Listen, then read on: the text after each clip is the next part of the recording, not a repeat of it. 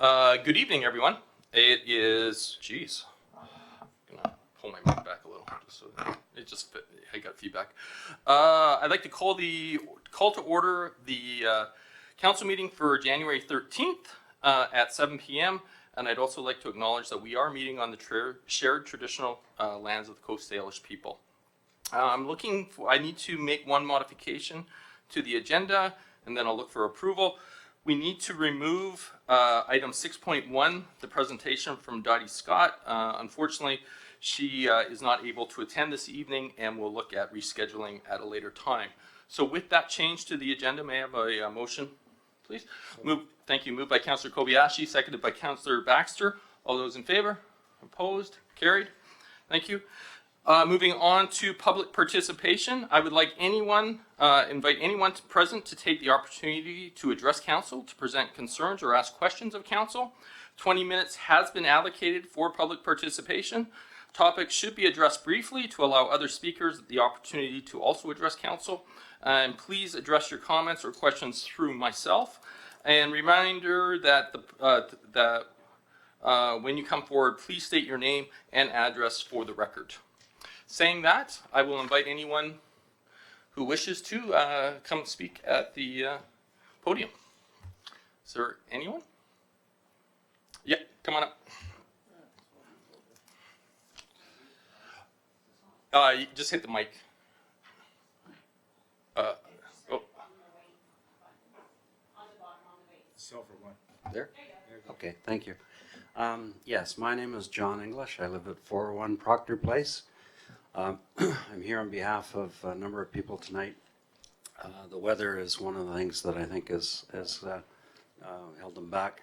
One question that we had is relating to the minutes. Well, there's a number of questions relating to the minutes, but the meeting that was held on December 16th, the special meeting that was called, we understood from the city's website and from prior consultations with the city staff that submissions normally go through the committee of the whole so that council members can hear public input before things are brought forward to the city council.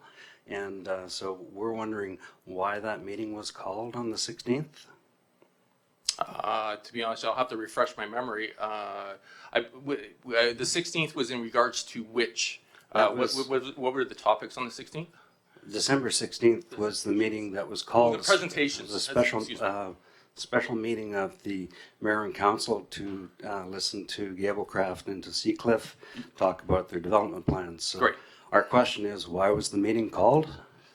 Well, the meeting, I'm happy to answer the question. The meeting was called because there was just an update that was available. And so we thought the update would be healthy to get it done as expeditiously as possible. So we chose the 16th. And our corporate officer has something. So, oh, sorry, hold on. Our corporate officer has an answer. Thank you, Mayor Martin. And just to add to that, initially when the special meeting was called, the purpose of the meeting, there was an understanding that there was going to be additional staff information that had a request attached to it. As we neared the meeting, that information was not available because we had called it as a special council. We held it as a special council, but it certainly could have been a committee of the whole. Had we known further in advance, there would be no decision making. well, that's our question, is because according to the website in the city of Colwood and according to staff advice that we'd had in the past, is that items such as that go through the committee of the whole. And part of that is so that there's public discussion and ideally that all of the members of the city council can hear the public views and input into the matter before it goes to the mayor and council. So it seemed very odd to us that the meeting was called, so we just wanted to know why. And the reason is you wanted an update. Okay. Is it? Okay. Wanted an update.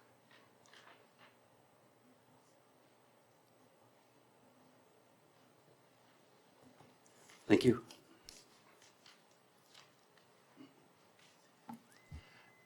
Is there anyone else?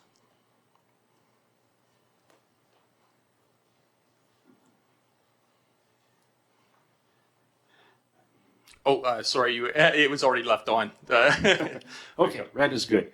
My name's Warren Brown. I'm from 3529 Proudfoot Place. I was searching around today, and there was a special advisory council that was a part of Colwood at one point.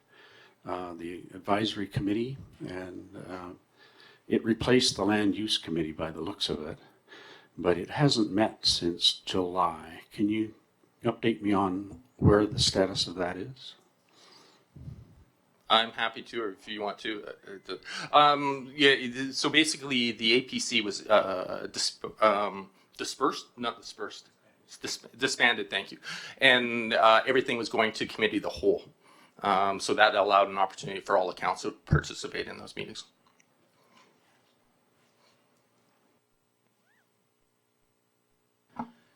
Is there anyone else? Okay, I will move on then. On to Mayor's message. First of all, thank you all for attending this evening with the weather. I know that it's difficult for some. I'm hoping that we've struggled a little bit with our online videos, but I believe our video is working this evening. And so hopefully people sitting at home are drinking hot chocolate and watching this meeting. A couple things, I already mentioned it once, but we did have a wonderful Christmas light up period. We did have some wonderful events happen at the Forest Light Up events at Herm Williams Park, which I very much appreciated the staff participation. We had our very first New Year's Day levy in conjunction with the Polar Bear Swim, and it was awesome to see Councillor Parkinson, Councillor Logan, and Councillor Jensen all take the dip, and the rest of us were sane. So we watched them take the dip. As well, some of you might have heard during Herm Williams Park on Christmas Day night, we did have Eddie the Eagle stolen.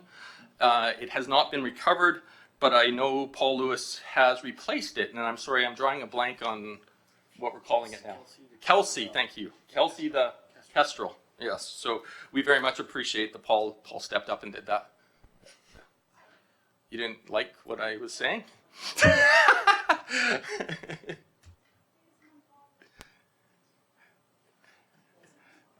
All right. Okay, I'll keep going.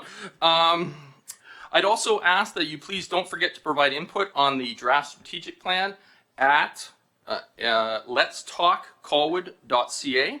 The plan list proposes tactics for the next 4 years that will help us achieve our goals around mobility, prosperity, governance, and vibrancy. And we are very much looking forward to hearing input from our community. So please join us with that. And then finally, just snow. We are struggling through snow. Well, we're not struggling, but we're getting through snow.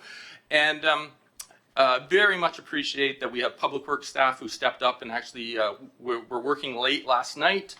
They've been working all day today. I also saw 2 trucks just roll out just now. So they continue to work. So we ask that our community please be patient with us too as we try and clear all the roads.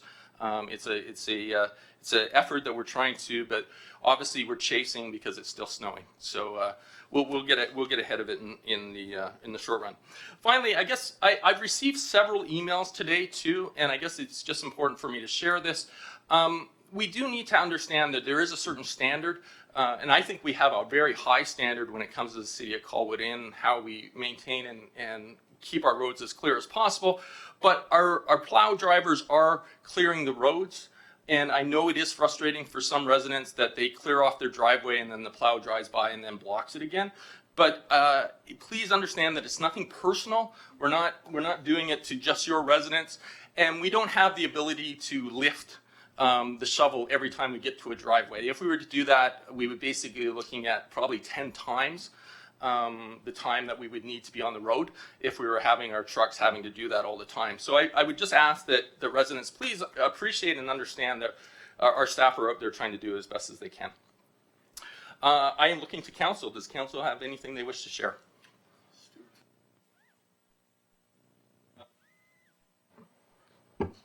Yeah, thank you, Mayor. I think I'd like to give you the attaboy because I think it was your thought to have the levee down at the beach on January 1st, and I thought that was a brilliant suggestion. And of course, we all know that Sandra did all the work and made it happen on very short notice. And I personally thought it was a very successful event and something that should be continued and expanded on in years to come. Thanks. I just wanted to let everybody know that on Wednesday this week, rain or snow or whatever we got, it is the annual general meeting for the Victoria Family Court and Youth Justice Committee. And our guest speaker will be our MP, Randall Garrison, who is also the NDP Justice Critic. So everyone is welcome if they want to come down. It's at the City of Victoria City Hall in their antechamber, and it starts at 11:30. Thank you. I'm going to move on. So we are now at 5.1, regular council meeting minutes of December 9th. I'm going to ask for a motion to adopt the minutes of the December 9th meeting. Thank you. Moved by Councillor Jensen, second by Councillor Logan. Any discussion? Seeing none. All those in favor? Opposed? Carried. 5.2, special meeting of council minutes from December 16th. Moved by Councillor Baxter, second by Councillor Parkinson. Any errors, omissions, questions? Councillor Day? Thank you. I just wanted to comment that I, like the speaker from the public, had anticipated that that should have been a committee of the whole evening. So I just think that we should, I'm not saying that, you know, I understand there were reasons why it was posted the way it was, but I think we need to stick to our plan if possible and provide as many opportunities for the public to weigh in as possible. Thank you. Seeing no other discussion, I'll call the question. All those in favor? Opposed? Carried. We have no presentation this evening, so I'm going to move straight to correspondence requiring council direction. There is a letter from the Association of Vancouver Island Coastal Communities looking for call for nominations and resolutions. I'm sorry. What are we? Is this just putting us on notice? What are you looking for from this? Okay. So if council has any motions or anything that they would like to move towards ABICC, I would probably route it through staff, through our corporate officer, and then we can present it at a future council meeting for discussion. While we're on the subject of ABICC, I have a request of staff related to council conferences and training budgets. Currently, a budget is approved as a lump sum for all the council and is based on the known annual conferences that exist. For example, ABICC and UBCM. Members wishing to attend training or events outside of those named conferences are required to bring the items to council for a resolution authorizing reimbursement for their attendance. I would like to ask that staff provide options for council's consideration during budget deliberations to change this practice to reflect individual amounts for each member of council in the budget and a smaller communal budget for extraordinary events. I feel that this would allow each member of council to choose the training and conferences that they wish to attend without the added step of seeking permission. For example, if a member of council wishes to forego the ABICC conference and attend a training session on economic prosperity, that member should have that ability to do that. I have a recommendation that staff, and I will just read the recommendation, that staff provide options for council's consideration during budget deliberations related to the council's conferences and training budget to reflect individual amounts for each members of council. If this committee feels supportive of that, I would ask that somebody move that motion and then second it, and then we can have a brief discussion about that. And if nobody, we'll just, thank you. Moved by Councillor Jensen, seconded by Councillor Baxter. Discussion, if any? Seeing none, I'll call the question. All those in favor? Opposed? No one opposed. Thank you. Moving on to new business. Oh, Sorry. Councillor Dick. Sorry, just on the call for resolutions, I just wanted to confirm you would like us to go through staff first and then we would have a discussion at council about a potential resolution? Is that? Well, sorry. I mean, I guess I was looking at how do we get it onto the council table or discussion. So I think you'll need to route it through staff that you go, I would like council to talk about this. We'll get it on an agenda. And then that gives the ability for, I'm not saying that you are discussing with staff the legitimacy or not legitimacy of a motion. Okay. It's just that how do we get it onto this table? So send your motions to staff so that staff can put it on an agenda and then we can have a discussion about it as council. Great, thank you. And sorry, I'm going to look, looking at my corporate officer, like, was that not your intent? Yes, Your Worship, I just wanted to confirm that the deadline to submit resolutions or nominations is February the 6th. So if council desires a nomination on any specific topic, we would want to get that in time to get it on the January 27th council agenda for adoption. And so let's work backwards for that. So if we were done January 27th on the council, it needs to arrive before when?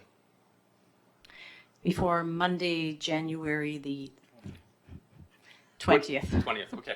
So the Monday prior. End of day? End of day. So if everybody could have it basically end of day next week. Next Monday. Moving on, new business, 8.1, Director of Long Range Planning and Sustainability regarding a preliminary review of Colwood's housing affordability and planning best practices. I'd like to, well, you're already there. I was going to invite you up.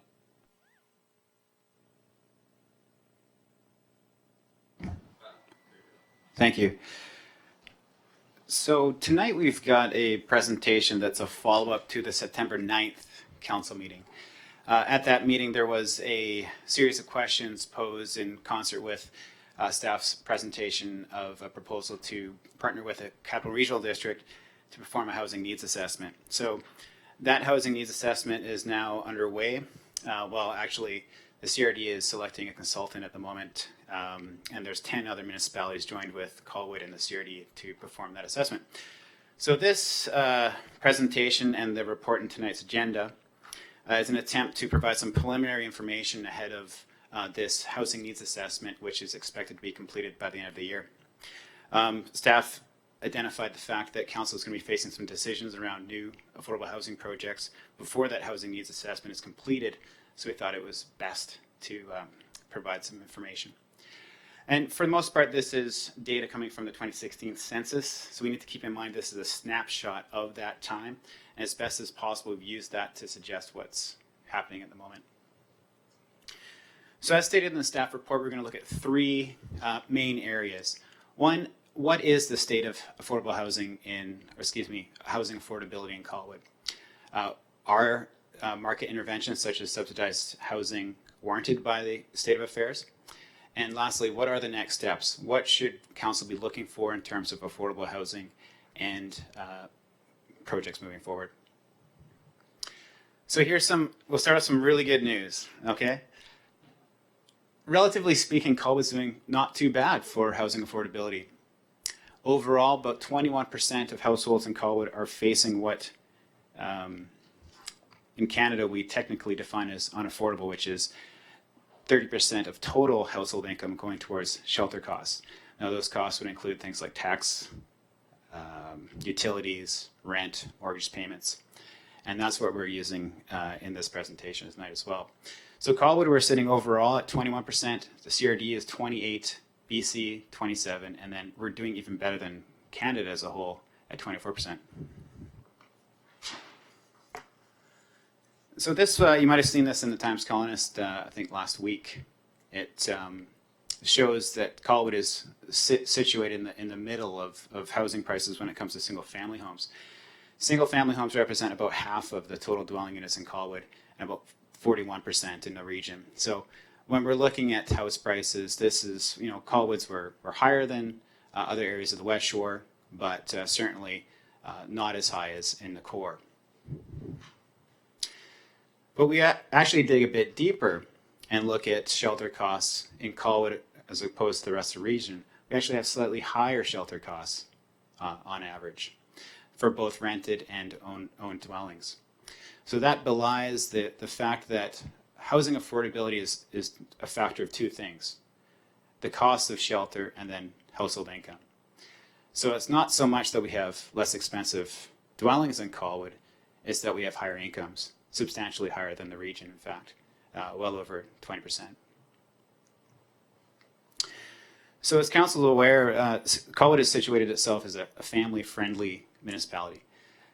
It's right through our fish community plan and our draft strategic plan that families come first in Colwood, and we're trying to do our best to support families. So this next set of statistics focus on families. And this just really blew my mind when I came across it. 80% of new households in Greater Victoria are renter households. So that's households formed from people moving out of their parents' house within the region or newcomers coming to the region. And that was a statistic between the last two censuses. These are some figures I actually found from a media report prepared by a real estate company, but it gives you an idea of why that is. The income required to buy a house, whether it be a condo or a home, a single family home, is quite a bit higher than median incomes. So you can see there's that disconnect currently within the market and what people are earning. And we suspect that's the primary driver behind families renting. So predominantly renting is going to become a more and more critical factor for housing stock for families. And when we look at what renters currently face in terms of housing affordability, they are by and far more affected currently in Colwood. So we're back to statistics coming specifically from Colwood in the 2016 census. And I'd like to bring your attention to the lower two bars. So it's showing single parent families as facing 3 times the levels of unaffordability as other families. And in fact, you look at the statistics, there's 32% of roughly a third of both male and female parent single families are spending over 50% of their total income on housing in Colwood. So just to give you an idea, that's representing a total group of 140 families, so not insignificant. Next, I'd like to talk a little bit about neighborhoods in Colwood, because housing affordability is not the same across our different neighborhoods. As council may recall, staff worked with a consultant to create neighborhood areas that we then applied to the census data. So we have census data for each of the different neighborhoods shown above. I'll just note that graphic is from the Collier's population and demographic study from last year, and the unit counts are projected units within those areas from that separate study. And if you look at the numbers, the neighborhoods facing the lowest levels of unaffordability, CFB Esquimalt, that's understandable considering housing is provided by the employer there at rates that are below market rates. Next is Colwood Lake, my neighborhood. And that's belies another aspect of this data. When the census asks questions about shelter costs, it doesn't differentiate between people who have paid off their mortgage or are still paying off their mortgage. So in older neighborhoods like Colwood Lake, you're looking at more households that have paid off their mortgage, therefore reporting lower levels of housing costs, and they've most likely purchased their home at lower prices. Next, if we look at the high end, Colwood Corners is facing the highest levels of unaffordability at 35%. So we're talking about, in 2016 numbers, about 615 households right there total. So a third of those are looking at unaffordable situations. Next, and this is really interesting, Royal Bay. The next census will be critical for us to look at, because with the new houses coming online in Royal Bay, we suspect we're going to see that number jump up because of the higher cost of housing now and younger families facing those costs with the new housing coming online. So this is the next stage of the presentation where this is talking about next steps. What should we be looking at in terms of affordable housing? Affordable housing is not all the same. Good affordable housing, as suggested by the research, is mixed income housing. So a range of households in terms of a diversity of incomes is seen as being beneficial, both for the performance of the of the affordable housing project and also acceptance within the neighborhood. Income mixing is also seen to be beneficial, not just within affordable housing buildings, but also within neighborhoods. So locating affordable housing within up-and-coming areas is seen to be preferable. High quality design and effective long-term management are also critical factors, as well as locations that have good access to transportation, commercial, and service amenities. You really don't want to put affordable housing in depressed neighborhoods that are not connected to the rest of the community. So next is a look at Colwood Corners. There were some questions about the specific neighborhood because it has been the site of the majority of the affordable housing projects and developments in Colwood lately. So in 2016, the population was around 1,300. I suspect it's quite a bit higher than that, and we're going to be looking at least a doubling of the population in the next 5 to 10 years, or 5 to 6 years. In 2016, there was 615 dwellings, predominantly apartments and townhouses. Actually, it was, I think there's only 50 single-family homes within this neighborhood. It's also a much younger neighborhood than the rest of Colwood. Median age there is around 37, whereas the rest of Colwood is around 42. And the CRD median age is about 46. And I should note that a sizable proportion of those 615 dwellings are already represented within what we would deem affordable housing developments. And so this is a very good question to ask. So as I mentioned, Colwood Corners is the site of a significant amount of development. As you know, there's about, I think, 471 apartment units now under development at the Ani site. It's just been an excellent location for new development in terms of transportation links, both for the local highway system and public transit, and has the highest level of access to commercial and amenities and services within Colwood. If we look at the household incomes within Colwood Corners relative to the rest of Colwood, you'll see that there are higher levels of lower income households within that neighborhood, and that's likely indicative of the affordable housing developments that have been situated there in the past. You also note that there is quite a bit of overlap in the middle to high area of household incomes, and that reflects the fact that those affordable developments applied income mixing to their management strategy. And it also shows that there's quite a bit of overlap within Colwood Corners and the rest of Colwood in terms of that middle income category. So what should council be asking when proposals for new affordable developments come across their desks? Once again, mixed income is seen to be an effective strategy, having a diversity of households represented. Good design, ensuring that the proponents are representing an established not-for-profit or corporation that has a track record within the community for success. And then once again, making sure that the locations are connected and within economically prosperous areas of the community. So in conclusion, back to the good news. We can build on our successes in terms of our support for affordable housing. Over $1 million from the city has been partnered with nonprofits in the province to create affordable housing. We've got significantly lower levels of unaffordability than the rest of the region and the province. And right now we're looking at the private sector taking on a significant amount of the region's rental and mixed-use development. However, areas of need do exist, particularly through our analysis of the demographic statistics on single-parent families, and that we need to be looking very closely at new proposals to make sure what we discussed is in place within their affordable housing proposals. That's it. Thanks a lot.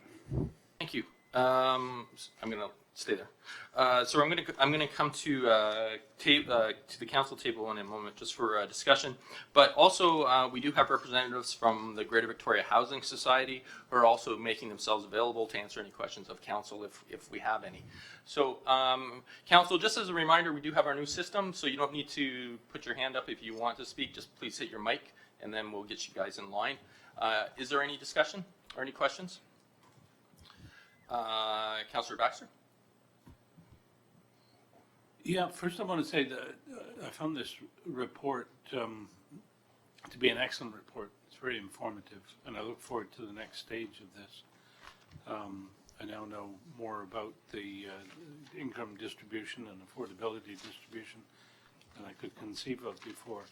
But the question about single parent families troubles me.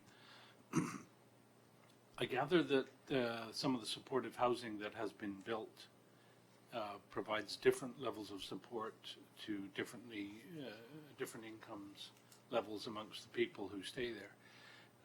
Is there anything that provides enough support to the single parent family, which naturally has a much lower household income than most two-parent families? Are you aware of that? Anybody providing that support, especially? I am Sorry, not. sorry, just before you speak, sorry, and this is just a learning opportunity for all of us. Councillor Baxter, do you have other questions? No. Okay, so if you can, that way the camera will turn back to the presenter and then we'll keep going. Thank you, Please, sorry. Your Worship. I'd have to get back to council on that. I'm not aware of specific programs targeting single-parent families. The data that was presented was showing single-parent households that are facing unaffordability. So that that would represent families that are reported on the long-form census that they've got housing costs at that level higher than their income. So I would suspect that group wouldn't be represented by families currently served by affordable housing developments in Colwood.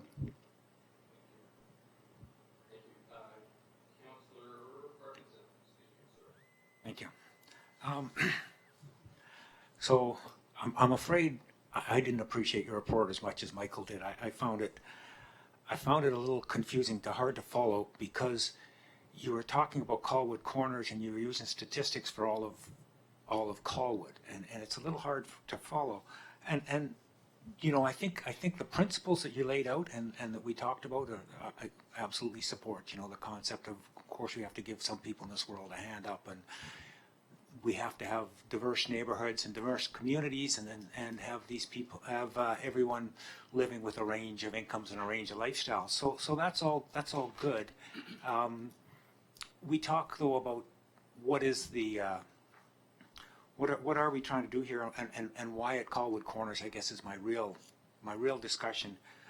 Some of the numbers in here, I understand they're from an old census, but you know, you talk about 320 dwellings are supported now by BC Housing, good for them.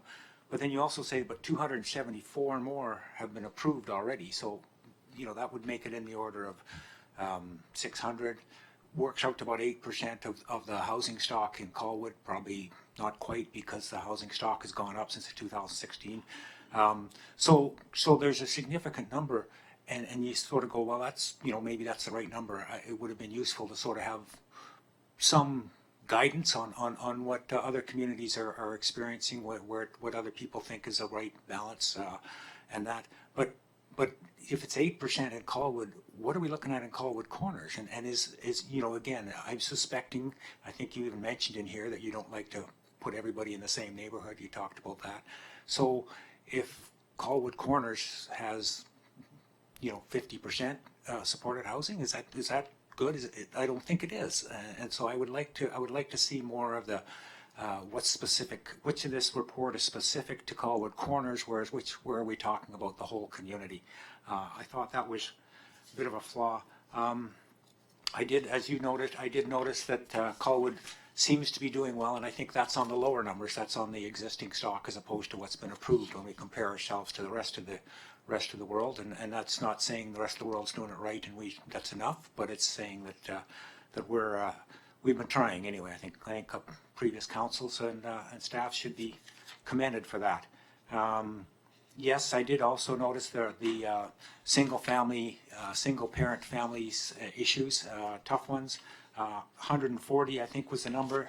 So there's housing being provided. If I don't know if they get it or not. I would concur with Michael. Perhaps a special program for single parent families would be appropriate.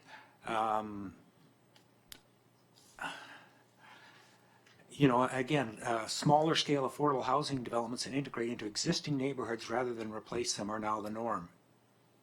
Locating them throughout healthy neighborhoods rather than concentrating them in depressed areas is also viewed as important factors for success.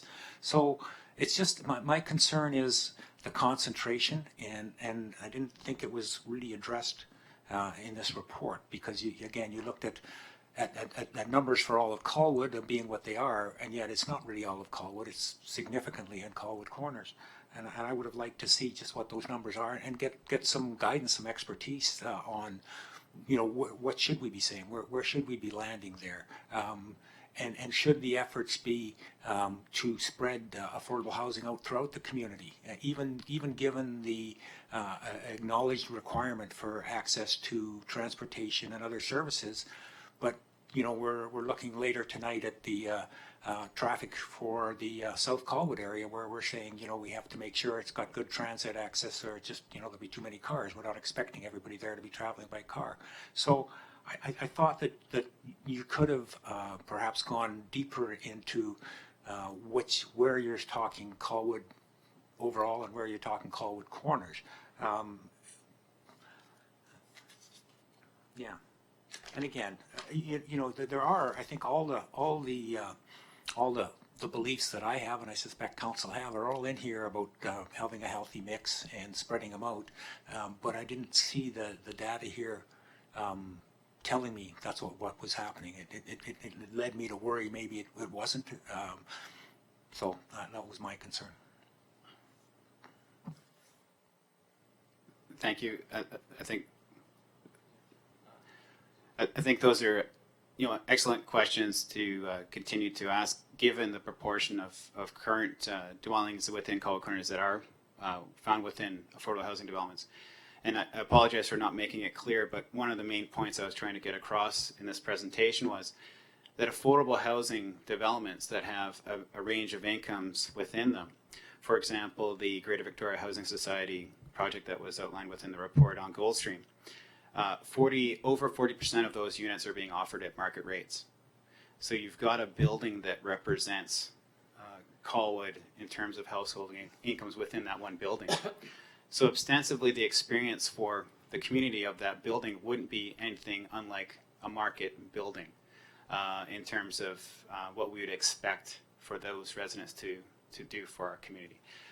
When you look at incomes that are being supported by proposed affordable housing developments, that's a key question. Who are you targeting in terms of the income groups, in terms of the families you're hoping to serve? How does that relate to our existing community? Is it providing housing for people that would be expected to have middle income jobs that we need in Colwood? Firefighters, service employees, those are the key questions. In terms of having a concentration of well-managed mixed income developments, you could have 100% of Colwood Corners populated with those developments if they're effectively run and they reflected that diversity of incomes within Colwood. I know I did some transformational studies in Europe, and I remember taking a tour in Helsinki, and the director of planning of Helsinki took us around and asked us, can you tell me, is that development an affordable housing development, or is it a market development? And invariably we couldn't tell. And in fact, in Helsinki at that time, over 50% of the housing would be what we define as social housing, but it's effectively managed and it reflects the incomes of the community. So.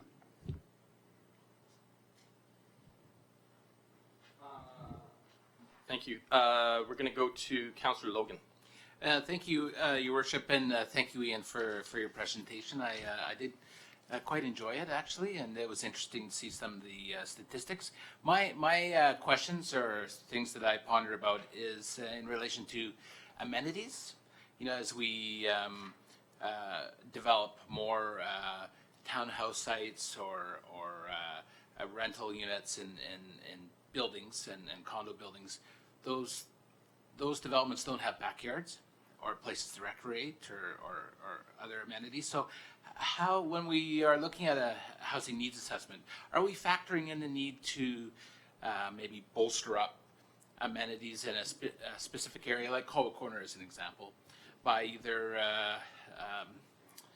including additional programming at the rec center, or maybe acquiring additional green space, or providing some amenities within the development, like the opportunity for residents to grow their own produce, as an example. So I know in the past we haven't talked about that, but I see that as being, getting to the point where, it's going to be a bit of a crisis in that no one's going to have a backyard, but we're not going to have enough opportunities or space for people to recreate. How do we address that? That might not be something you can answer tonight, but it's something that's been weighing on my mind. Thank you, Councillor. Questions like that are fundamental for a community like Colwood that's transitioning from a suburban to more urban community. And the reality is, a lot of the people coming to Colwood, they have expectations of accessing open space because they grew up in more lower density neighborhoods. So those are the types of questions we're asking ourselves through the long range planning that we're looking to do. Council Strategic Plan is asking for a Parks and Recreation Master Plan that will have to have those types of questions as part of the analysis to determine what the future residents of Colwood, now that we're expecting more of them to be living in multifamily and higher density neighborhoods, to require. My apologies to the audience. We're still learning our new system and that, so we're just playing with.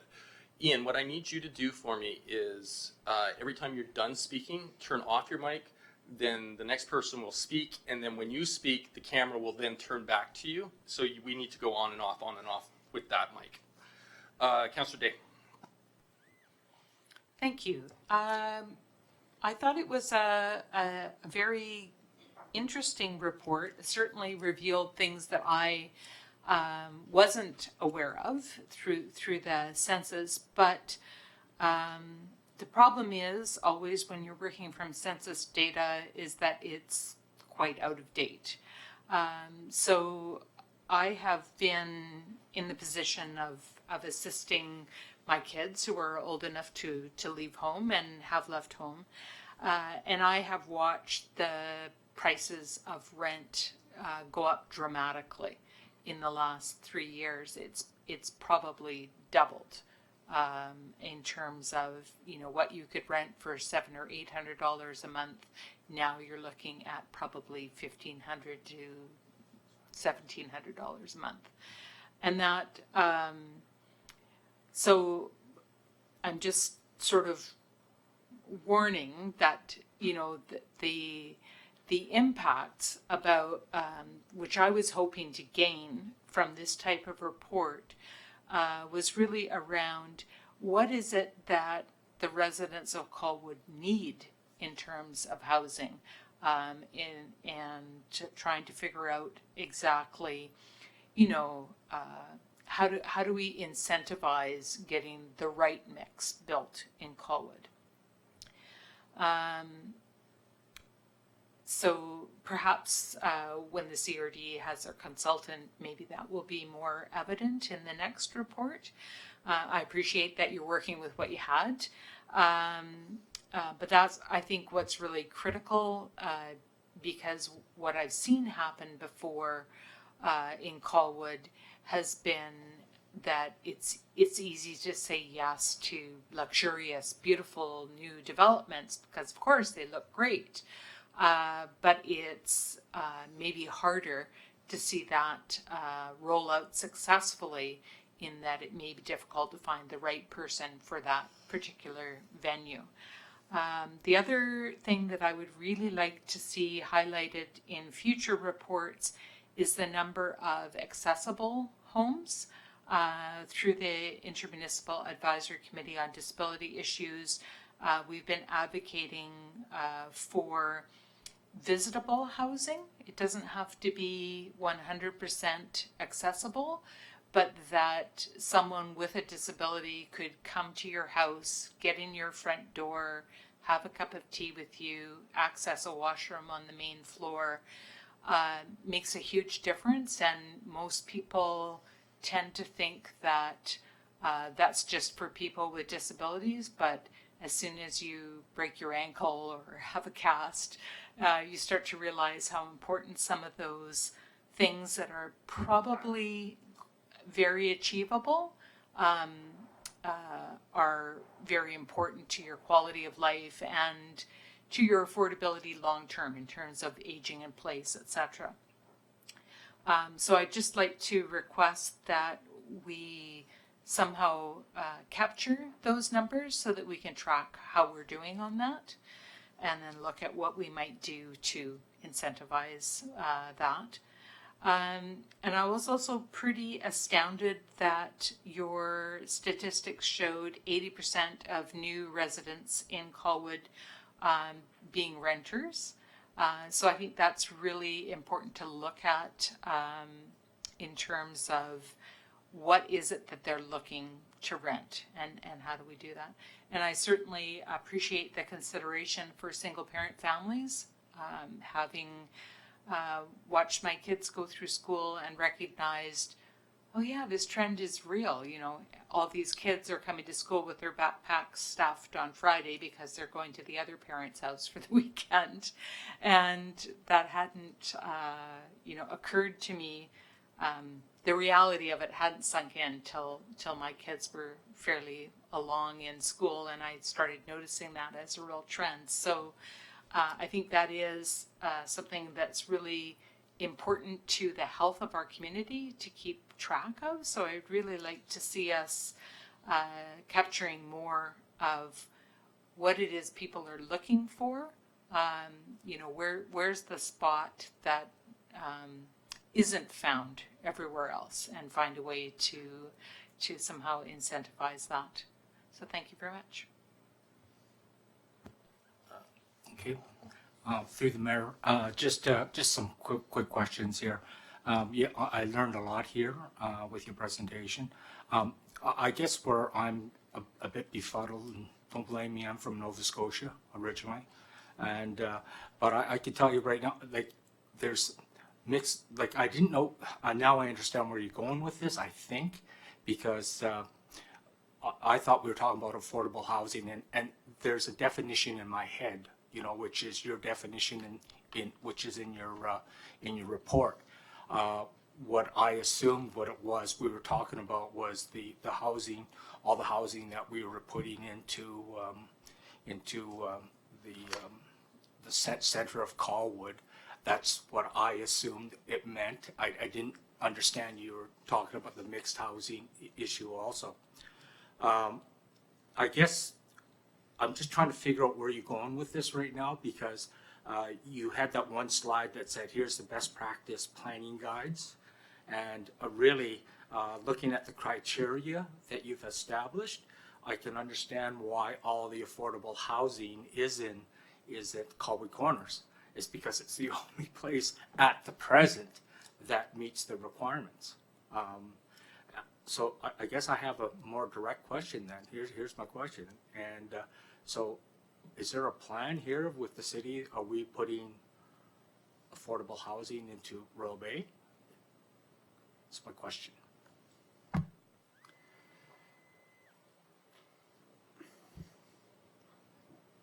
Sorry, I just looked at. Sorry. No, so affordable housing, as we discussed, is defined in the report as costing less than 30% of the total income of the household. So I think there's going to be households that find it affordable at Royal Bay because they've got higher incomes. But when we're looking at median incomes within the community, most likely the housing that's being created by the market at Royal Bay will not meet that affordability definition. With respect to Colwood Corners, yes, it's a great place for affordable housing. It's a great place for market housing. And we're seeing the private development sector pick up on that. Hundreds of units being constructed right now. So it does just speak to that neighborhood being our traditional core and having those links that are good for different types of higher density development.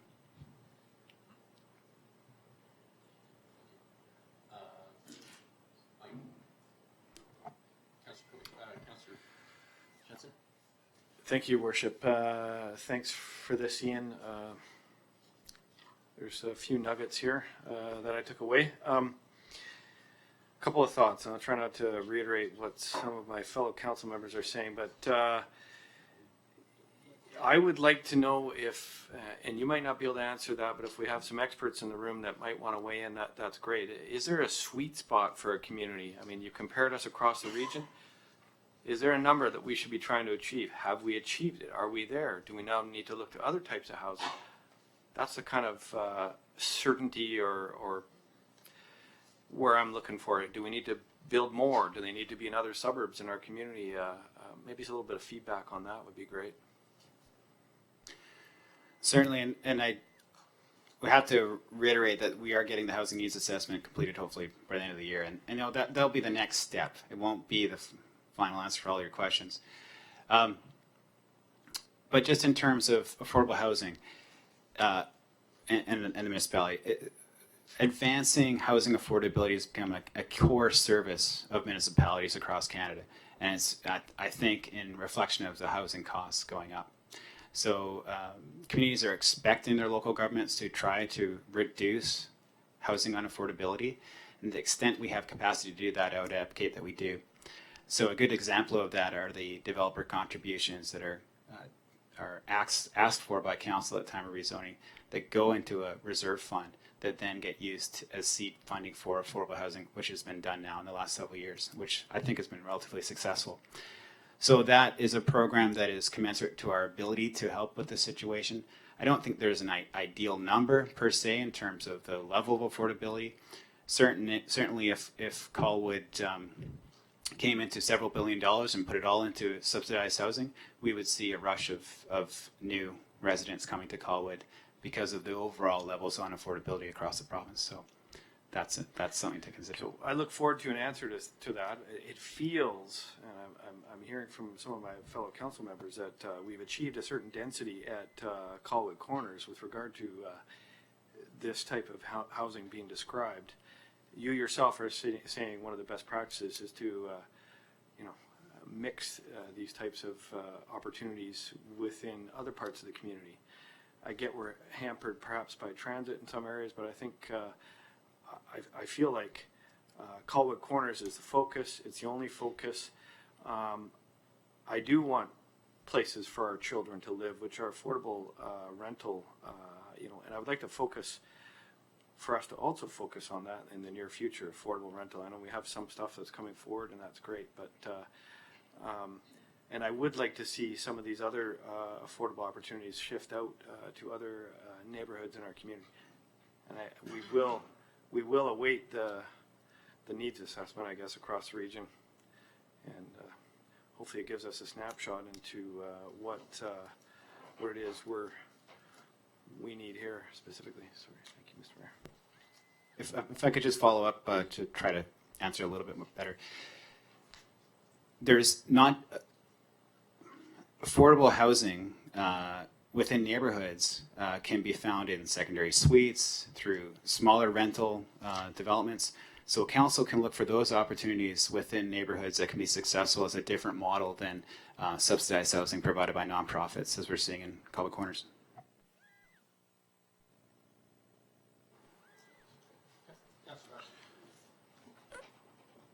I just want to say that the fact that this supportive housing, affordable housing, is concentrated in Colwood Corners has been mentioned 3 times, and the answer is in your report, as has been referenced at least a couple of times, that part of the criteria is well serviced by transportation, infrastructure, commercial amenities, and other services, and I think we're well on our way to providing those other services in Royal Bay, for instance.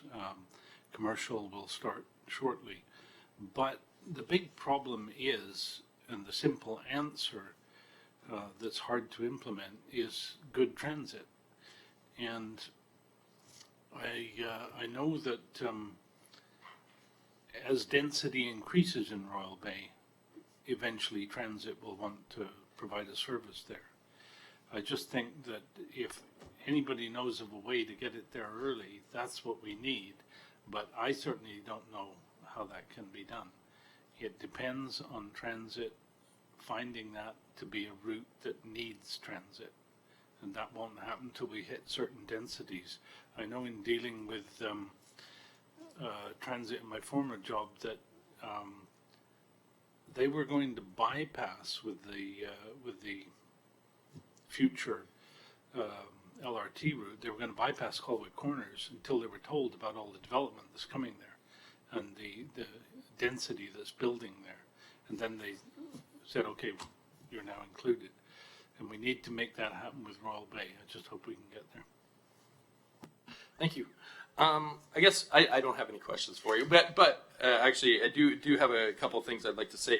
I would like to reinforce kind of what Councillor Jensen said. I would love to understand the saturation point of affordable housing. How much, if you have a population of say 18,000, you know, is there a saturation point from affordability that we should be targeting?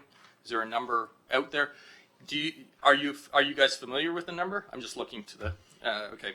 So I would love to see if that does get created, or if we could find some sort of number like that. I think that would be valuable. I guess the only other thing I just want to reinforce with the public and with everybody else is just the understanding that sometimes we slip into thinking affordability means undesirables. And affordability does not mean that. Affordability means they're very desirable within our community. It's just that they're struggling from a housing standpoint.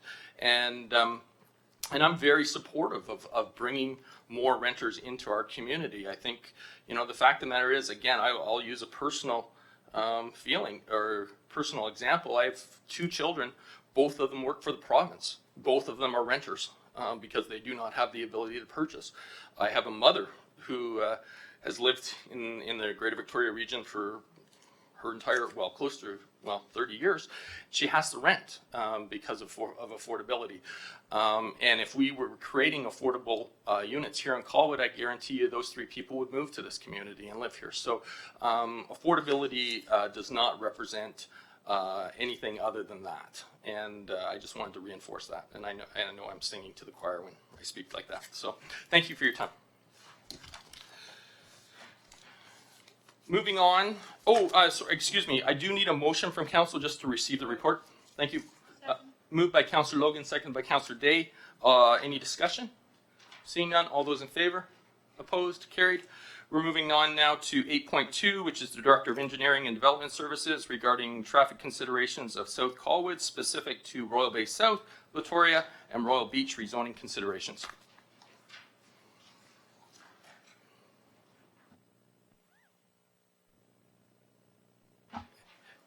And I'd like to invite our Director of Engineering.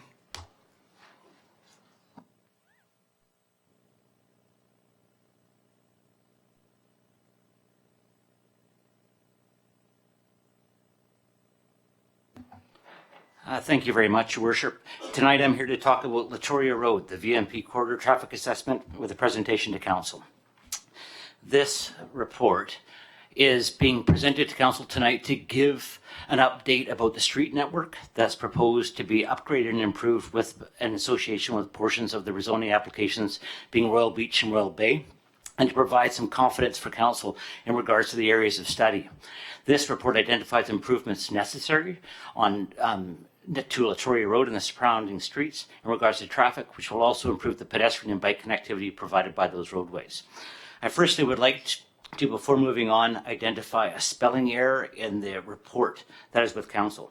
On page 1, located within the summary and purpose, the paragraph starts out, in 2019, the city received applications to amend the official community plan to rezone the lands located within Royal Bay development area, namely Royal Beach south of Latoria. That right there should read Royal Bay south of Latoria, owned and developed by Gablecraft, and then Royal Beach, owned and developed by Seacliff Properties. There are a couple other spelling mistakes which I've corrected in this presentation tonight, which form part of an attached schedule, which we'll get to when we get to it. So in regards to South Colwood, There was various land areas that were considered as part of the rezoning and as part of the traffic study analysis that were presented to staff, which is being overviewed in this report tonight.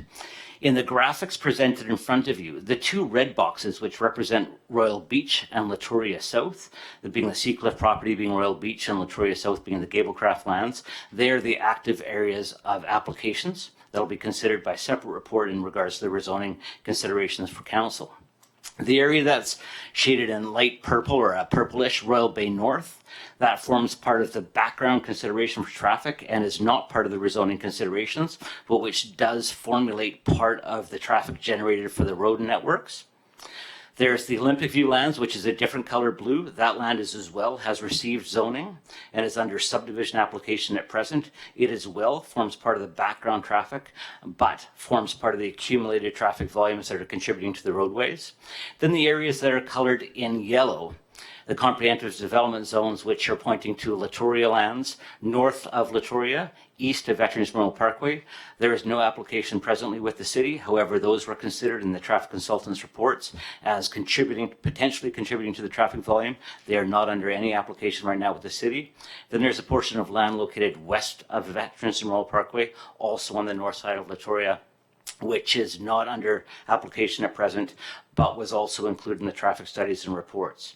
So the traffic study that was presented did talk about the number of doors, specifically the number of doors that were a part of the rezoning considerations for the Gablecraft lands and Royal Beach. I'd like to draw attention to that target up there that's shown at 7,525 doors. Clearly, that is going to be adding traffic to the network streets. And so the degree of scope and scale that was considered by the consultants that are in attendance tonight actually includes a large region of the municipality located south of Souk Road. In regards to the road network as considered, back in 2014, the city undertook a transportation master plan. As part of that consideration, the arterial and collector road networks were identified in that plan, and these studies that have been presented focus on those arterial and collector road networks. So, by being arterial roads, those would be Machosen Road, Latoria Road, and Veterans Memorial Parkway. Collector roadways, which are Wishart Road. There's a section of Ryder Hedgestall, which is shown in there, as well as lands to the north of the developing lands on Latoria Road. Internal roads will be considered local roads. So the area of study was quite conclusive and quite wide-ranging in regards to the south Colwood lands, and did stretch even so far as City of Langford lands on Latoria and the intersection with Happy Valley. Specifically for Colwood, the Latoria Road corridor was completely reviewed, as well as all the intersections with that corridor. Veterans Memorial Parkway at the intersection with Latoria, as well as Cairndale Road and Veterans Memorial Parkway and Souk Road. Wishart Road was also looked at, and Cairndale Road again, and Machosen Road, Ryder Hedgestall Way, and Machosen Road at Wishart Road. This is the same map that's in attachment 1 of the report that's to council. The traffic impact assessment looks at the degree and performance of intersections. In between the intersections, traffic is assumed to be as free-flowing as possible, which is partly impeded or improved by the amount of conflicts around the street. Traffic consultants are given a range of criteria to look for, and you'll see noted here that A, B, and C of a typical intersection level of service is tabled as green. Those will be typically considered as acceptable levels of service. D and E would start to impede on that level of service and start to show that there's negative constraints around it in terms of the traveling and motor public. And F would be considered a failing grade in terms of an intersection. What that means is categorized down below, and I apologize for don't have seconds of delay, but ultimately you can see how it builds. Level of A, for regards to an intersection, is considered excellent traffic flow. It's favorable progressions and most vehicles do not stop, and there's essentially no delay. Going to level of service D, the influence of congestion becomes noticeable. Few vehicles advance through the intersection without stopping. If we look at Latoria and Veterans Memorial Parkway, for example, at peak times of the day, this could be considered around this level of service because we get complaints, we know of delays at those intersections, and it would be forming around a C or D right now. E or F is what we try to avoid. And so the traffic consultants in their review, which was Bunt Consulting out of Vancouver and Watt Consulting out of Victoria, both undertook a joint study and reviewed the level of services in regards to the surrounding network of streets. What that yielded was quite a dramatic different view for the city of Colwood in regards to its network. What's shown diagrammatically here for you is the amount of area under the study, as well as the potential improvements for intersections and signalization over the course of time. It only thinks in advance about a roundabout at the intersection of Veterans Memorial Parkway and Latoria, and otherwise proposes signalized intersections. You can see from the key on the right that some are identified as existing signalized intersections. Some are existing in terms of their control as being stop control, which would be a representation of Veterans Memorial Parkway and Latoria right now. There's proposed signalization intersections, proposed roundabout, and then proposed controlled intersections by way of stop control.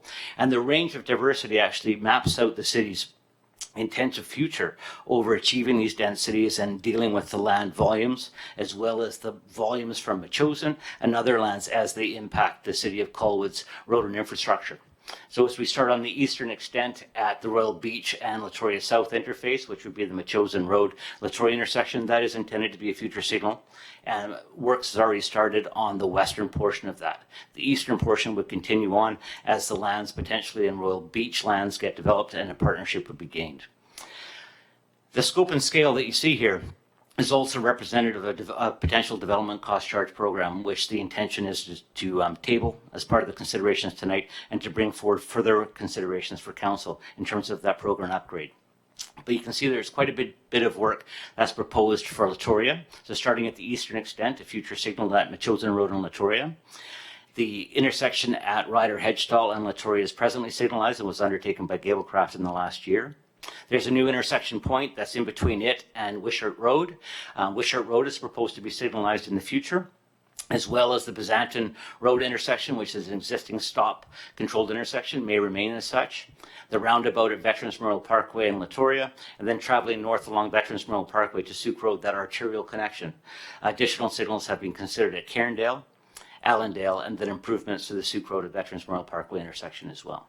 So quite a bit of degree of scope was brought to the scale here, and quite wide-ranging in terms of its effect on the city of Colwood. In regards to timing and triggers, those were breaking down in what's considered the joint memo, which was submitted and signed by both traffic consultants working together to bring forward their separate traffic studies into one joint submission to the city of Colwood.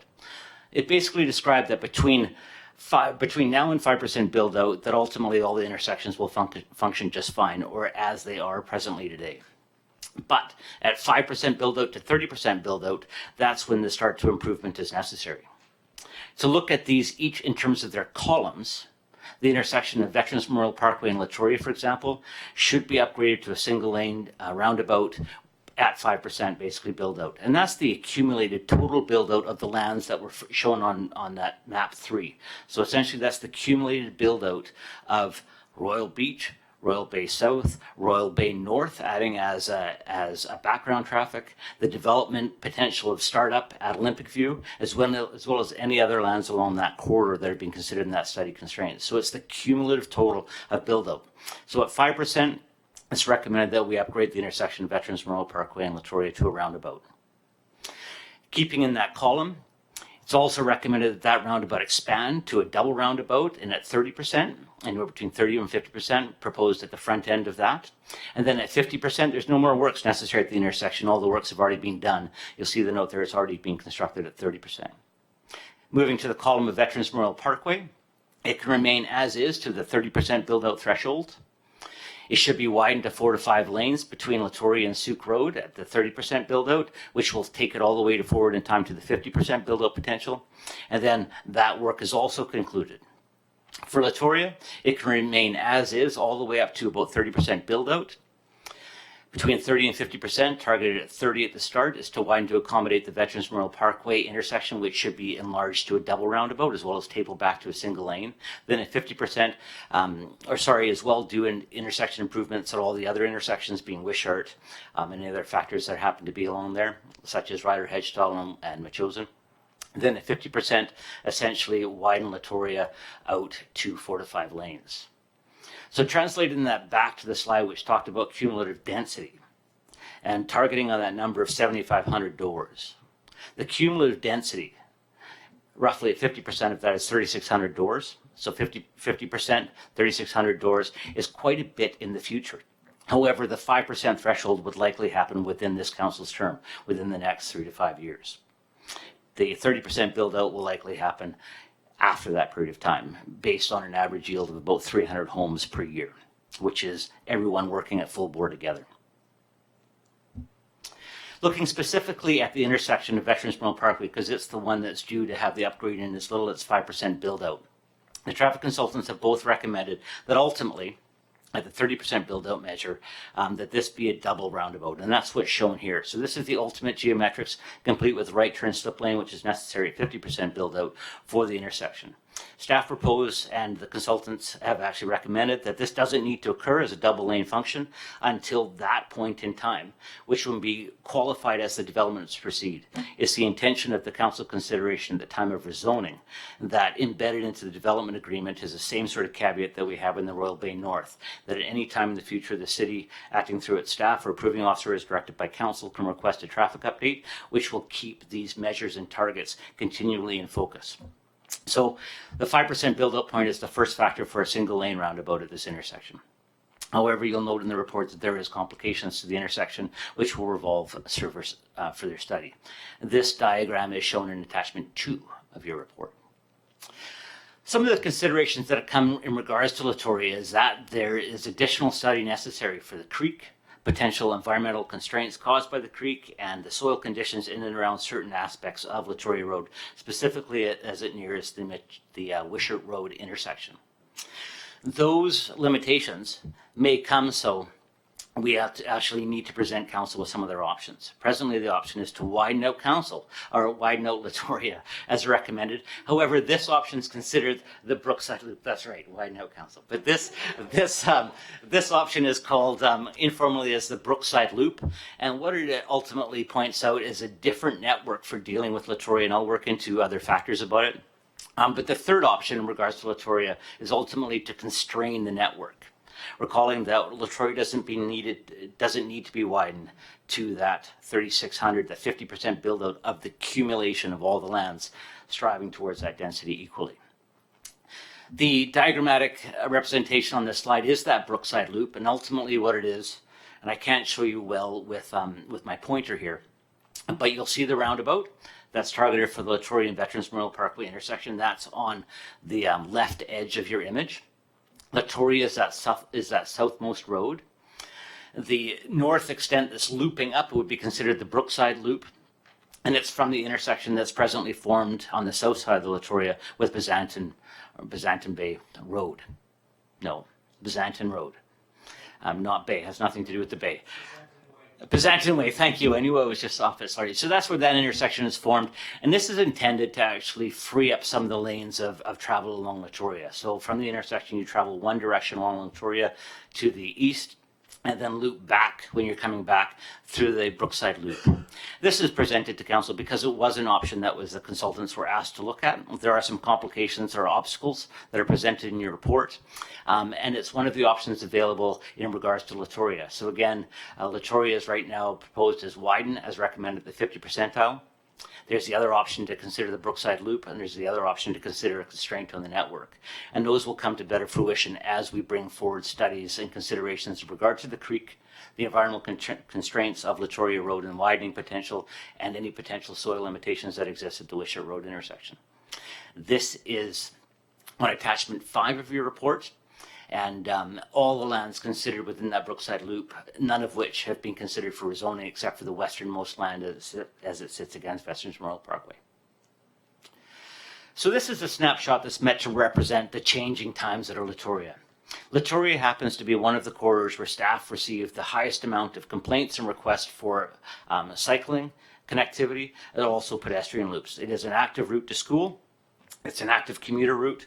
We've seen complications at some of the pedestrian crossings on it. And there's several built constraints into land as we know right now.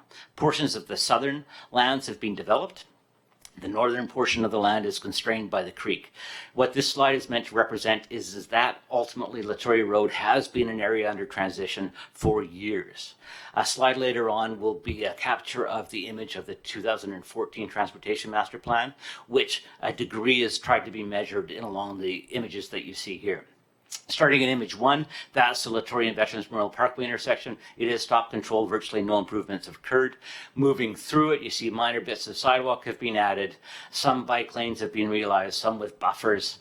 Some parking scallops have been realized. And then you'll see item 6, a fully developed cross-section that's been realized in front of Royal Bay that would ultimately need amendment and around the 50% build-out portion to increase the laning and geometrics of that portion of roadway. And the center snippet shows you how those pictures are taken and the angle that they're taken on, so you can kind of see that we have a bunch of series of standards that are being realized along Latoria Road. This, however, is the standard that's been itemized in the 2014 Transportation Master Plan. And the image at the bottom on your left side of the screen is what the Transportation Master Plan presently calls for. So translating it up into the columns and rows and above, presently, 2019, or current, what I was thinking, I guess, was 2019, Veterans Memorial Parkway is a 2-lane cross-section. It's had its base course widened to enable four lanes of travel, but it's realized as a 2-lane roadway. Latoria Road is also realized as 2 lanes. Veterans Memorial Parkway to Royal Bay boundary, that should read, to the western extent of the property line of Royal Bay. It's also 2 lanes through the Royal Bay lands to Metchosin. Metchosin Road at Wishart Road is 2 lanes. Metchosin Road took a fair bit of degree of study, which you'll notice itemized in your report. However, due to the known constraints that are on Metchosin Road, its limitation is that it will perpetually travel through 2 school zones and end up at the same end. And so the arterial connections we're focused more on, the Latoria Veterans Memorial Parkway connection, because those aren't affected by low-speed 30-kilometer-an-hour school zones. In that image of the Transportation Master Plan, the left image on the bottom of the screen, you'll note that the intention was for 2 lanes, separated bikeways as well as boulevards and separated sidewalks. But you'll also note that the creek's not included in that cross-section. It would be located outside if that right-of-way were enclosed by way of that image. That was considered in 2014. The right side image is the intention of the 50% plus build out. Latoria widened to 4 lanes, enabling a 5th lane where intersections are created, which would allow for center medians and beautification. And ultimately, this is presented as a 27.5 meter cross section. Underground works still haven't been itemized and resolved in this consideration, and that's why the creek and its environmental constraints will be an item that will be brought back to council at a later time. That's the 2 images from where we're at in 2014 and what's proposed at the 50% plus build-up. So the recommendation that's tabled in your report tonight is that council direct staff to, item 1, as part of the 2020 and 2024 to 2024 budget consideration, propose a budget with funding options to design and construct the roundabout at Veterans Memorial Parkway in Latoria in 2020 and 2021. Single lane geometrics at the intersection of Latoria Road and Veterans Memorial Parkway, and return to council with draft amendments to the development cost charge bylaw to include the improvements as outlined in the joint study intersections, which is an attachment of your report. As noted in attachment 2, the rows specific to 5% build out through 30% build out. And as part of the 2021 budget consideration, propose a budget to provide funds to better understand the environmental and soil conditions with respect to widening of Latoria Road, and return to council with those findings and information. I'm supported today in this presentation by the 2 traffic consultants, Jane from Bunk Consulting and Nadine from Watt. That if you have any questions that I'm unable to answer, they're also available for you tonight. Thank you. Thank you. So council, may I have a motion to move, move the recommendation by Councillor Jensen, seconded by Councillor Logan. Discussions. Councillor Baxter. I have one question. This report indicates that if we do the appropriate widening and junction improvements, we can handle all of the traffic from the proposed rezonings within Colwood. But I think it also mentions that no account has been taken of rezonings that might take place along Latoria in Langford. Obviously, this council is not in control of those.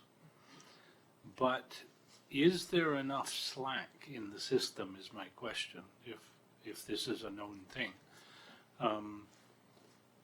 that we could take a considerable amount of development along Latoria Road in Langford, which would probably come our way? Or is the system tight enough that that's not possible? Going back to the slide which showed the roundabout, and I'm just going to take us back there. You'll note that the western leg, so it's still the left side image of that, is a single lane geometrics widening to the two to be accommodated in the intersection.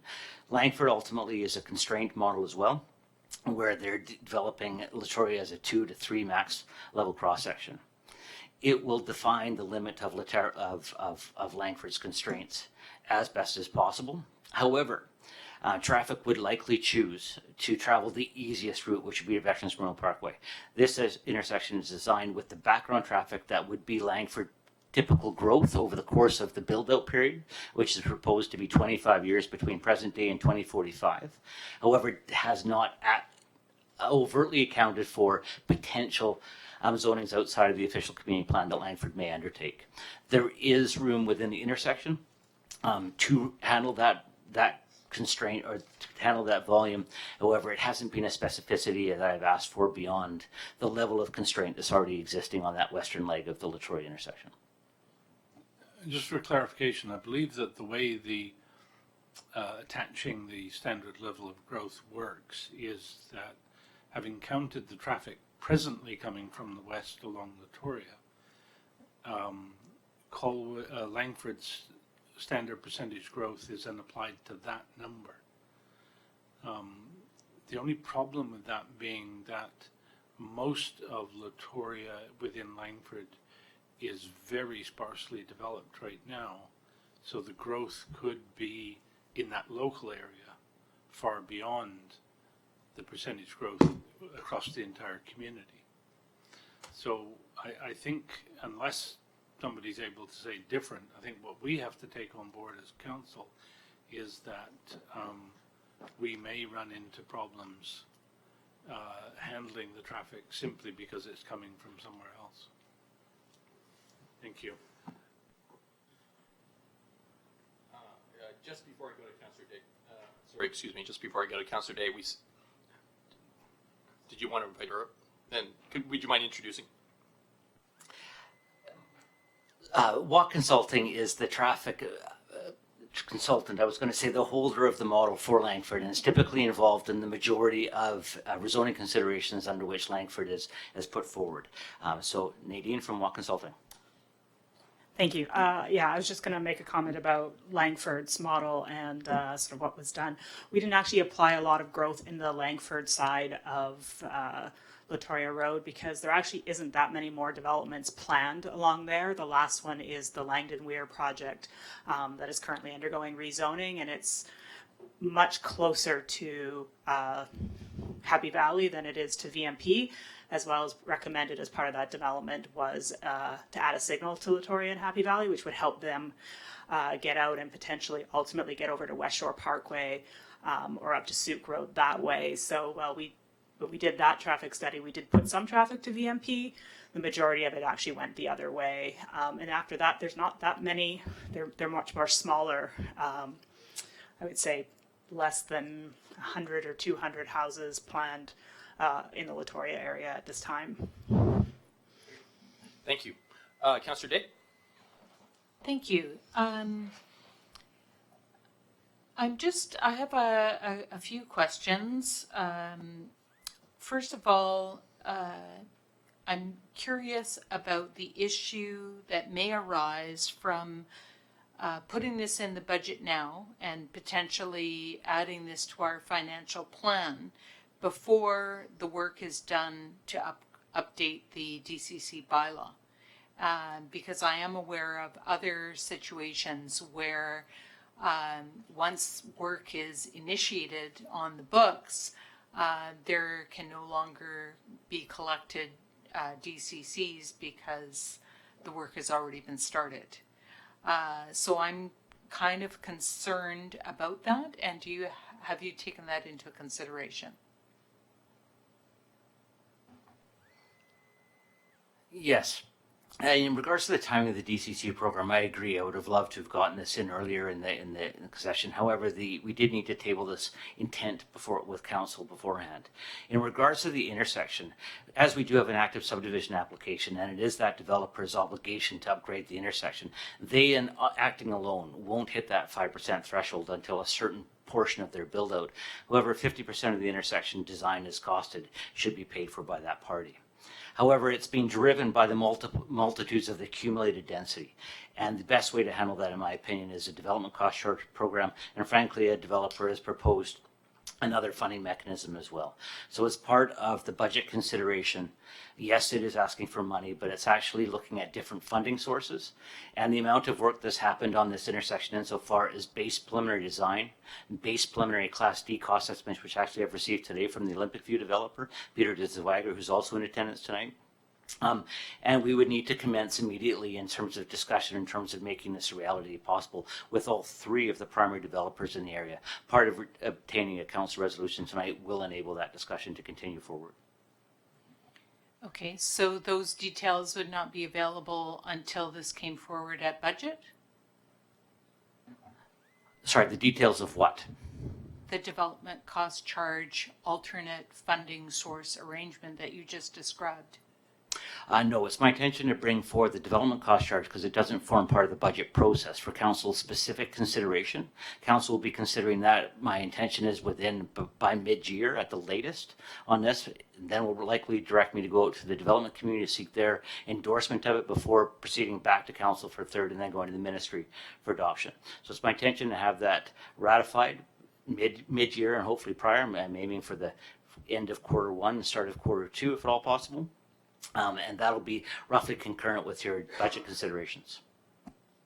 Okay, I find that problematic, just because, you're asking council to make a decision to consider putting money in the budget for something that we don't know what the arrangement is yet for the funding. Sorry, the obligation to upgrade that intersection has always wholly resided with Colwood up to the 50% mark. The 50% that fronts the developer at the development of Olympic View is defined by the Local Government Act as to how far we can act for the improvements. So the entire north 50% of that intersection from the center line northward has always resided under Colwood's understanding and expectations. So bringing it forward as a budget now will hopefully bring clarity to the development cycles moving forward as enabled by council. My other question is with regards to the traffic circle option. I've thought about this a lot since our last discussion on this, and I'm having a hard time seeing the merits of a traffic circle, given that everywhere else on a road system is traffic lights. It's traffic lights at Zook and VMP. It's traffic lights at Wishart and Latoria. It's traffic lights on Machosen. Everywhere other intersection in Colwood is a traffic light. And one of the benefits to a traffic light is that it stops the traffic for a period of time such that when people are entering from side streets, there's a bit of a break in the flow. And I've noticed that on VMP when they're working the construction and they hold everybody up down at Zook Road, and then traffic is trying to cross between Haida and Carindale on VMP. And at rush hours, people are simply giving up and having to turn right because there is no significant break in the traffic flow such that you could cross both directions of traffic on VMP. You could go one way, you can turn right, but you certainly can't turn left and you certainly can't go straight across. And that happens also for people exiting the Red Barn Market, for example, trying to get onto VMP. The same issue with strings of traffic. So extending that traffic circle idea, aren't you then going to have a great deal of difficulty accessing from Creekview Lane or any of the other roads on Latoria as well? You are very right that some intersections perform needing gaps in traffic. And you are also correct that the roundabout will be more free-flowing in how it moves forward. You're exactly right in terms of the complications created by intersection geometry and roundabouts. One of the reasons why the roundabout was proposed, and frankly a traditional intersection was looked at this intersection, is ultimately a traditional intersection would fail before the build-out potential of the lands and the densities being considered. So it fails at essentially the access point to the Red Barn access and the Creekside Lane access point. There is where it starts to bleed back and fail in the intersection because of how long you have to queue those vehicles back. The traffic consultants were asked to review that on several occasions. And so to target directly to your question and comment, well, where does that gap come from? It is the overall intention of streets and roads that are collectors or arterials, that they are limited in terms of their access points. That helps the free flow geometry. One of the benefits of providing a backage route parallel to Latoria is to provide all those drivers in Latoria a secondary access point in behind those roads. And an east to west connector paralleling Latoria is likely to be realized in regard. So to directly answer your question, and there's the background, so directly answer your question on, well, how is this roundabout going to work in regards to other free flow components, is the reason why, as well as some of the soil condition constraints at Wishart and Latoria, why a signal is proposed there is because ultimately the conflicting points in there won't fail at the full build-out potential of the lands, and it creates the gap point for Byzantin to exist from. As it turns red, it creates gap in the uniform traffic, and then free-flowing extent where it's less impeded by or less conflicted by intersecting travel movements. So from Brookside west, there's virtually no other driveways that come in that we would look to focus there. And along Veterans Memorial Parkway to Cairndale, excepting the Creekside entrance on the west, there's almost no other driveways that would be affected there. But staff do have an intention to bring forward for council consideration the active intent to control access point on collectors and arterial roadways so that free flow of traffic can be managed as well as those gap points can be ensured. Does that answer your question? Well, I'm not really sure what you mean, to be quite honest, because Creekview Lane is very close to the intersection, and it is, you know, I can't imagine a scenario where it's going to be easy to get in or out of the homes that are off that road. And so I'm just, yeah, I find it very hard to look at what's being proposed here positively because there's so many unknowns. And I don't mean to be critical of anyone, except that I'm trying to look critically at what we need to do.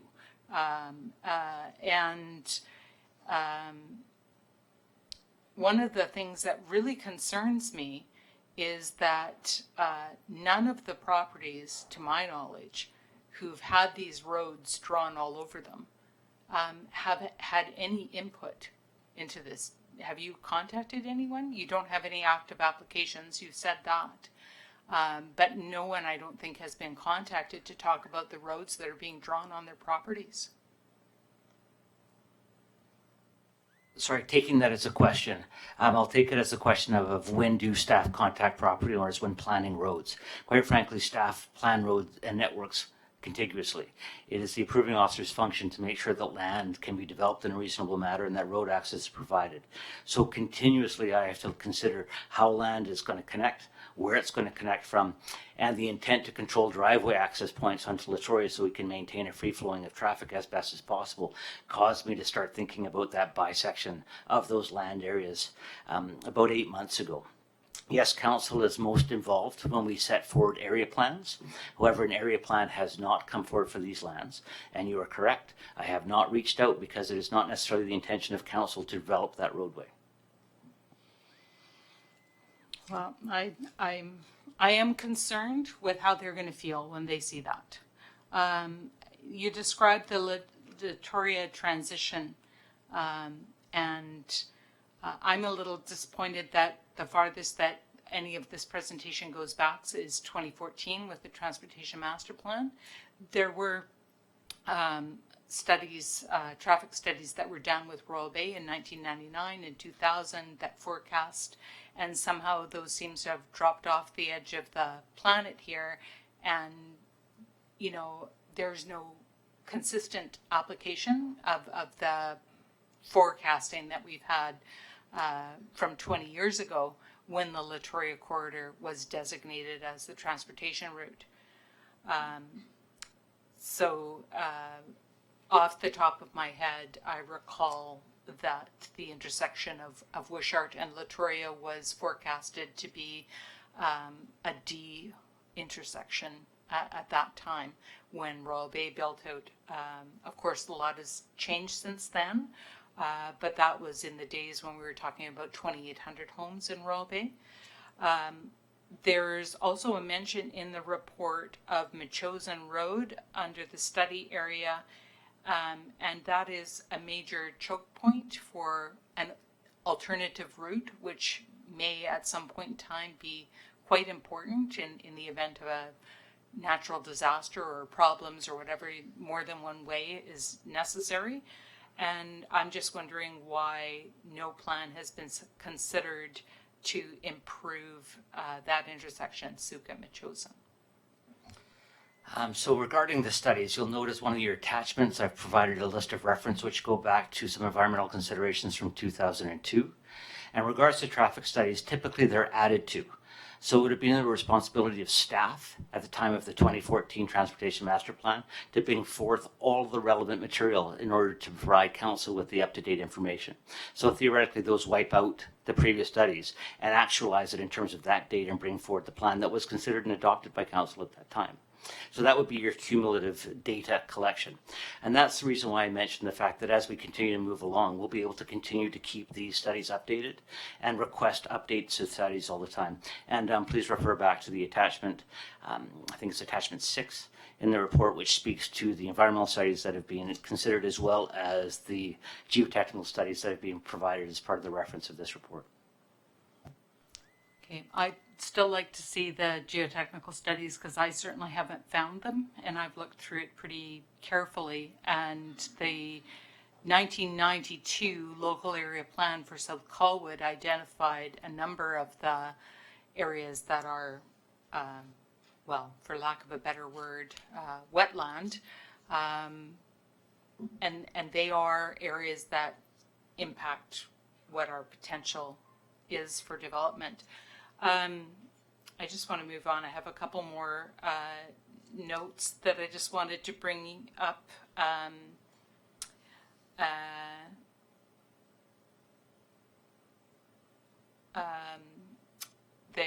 It says that the report briefly considered Wishart Road and Allendale and Wishart Road and Cairndale for consideration of signalization, and I think those are also going to be important to consider in our big picture planning because they are in inclement weather like this, that they are the lowland areas where sometimes it's a lot easier to get through. So I think that's important to maintain those potential connections and leave a plan for them. And so in the Brookside Loop or couplet description in the report, it's on page 5 of 11, there's a listing of potential issues, 1 through 7. And one of the issues is that the couplet arrangement would have significantly higher costs and requires extensive land dedication from 7 different properties that are not currently asking for a rezoning. So I'm wondering how that impacts the design of the roundabout. Whether you have a couplet or don't have a couplet, how does that change the design of the roundabout?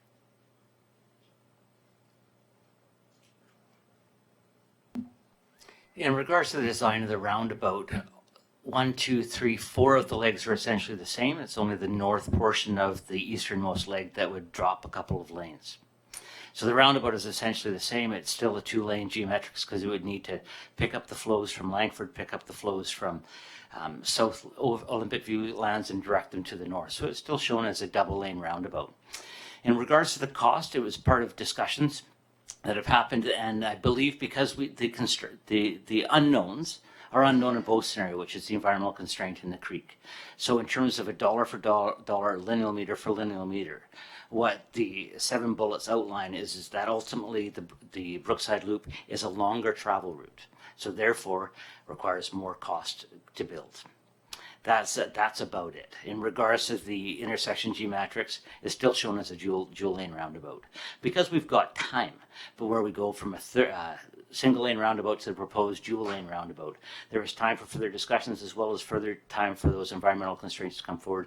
And as noted as part of the resolution, council can opt to have staff come back to it. So for the couplet, obviously we would need to purchase or have dedicated land. For the single roundabout, do we have to purchase land? The land that's greatest to be impacted is south of Latoria Centerline, which it's contained within the Olympic View properties. Further, frankly, discussions have to happen with all three developers, the Olympic View developer, Royal Bay developer, and Royal Beach developer, to ensure that that land can be provided for the use of the intersection to benefit all three parties in a reasonable time period and as identified before the 5% build out. Don't wish to comment further about the implications of that until I've had those discussions. Okay.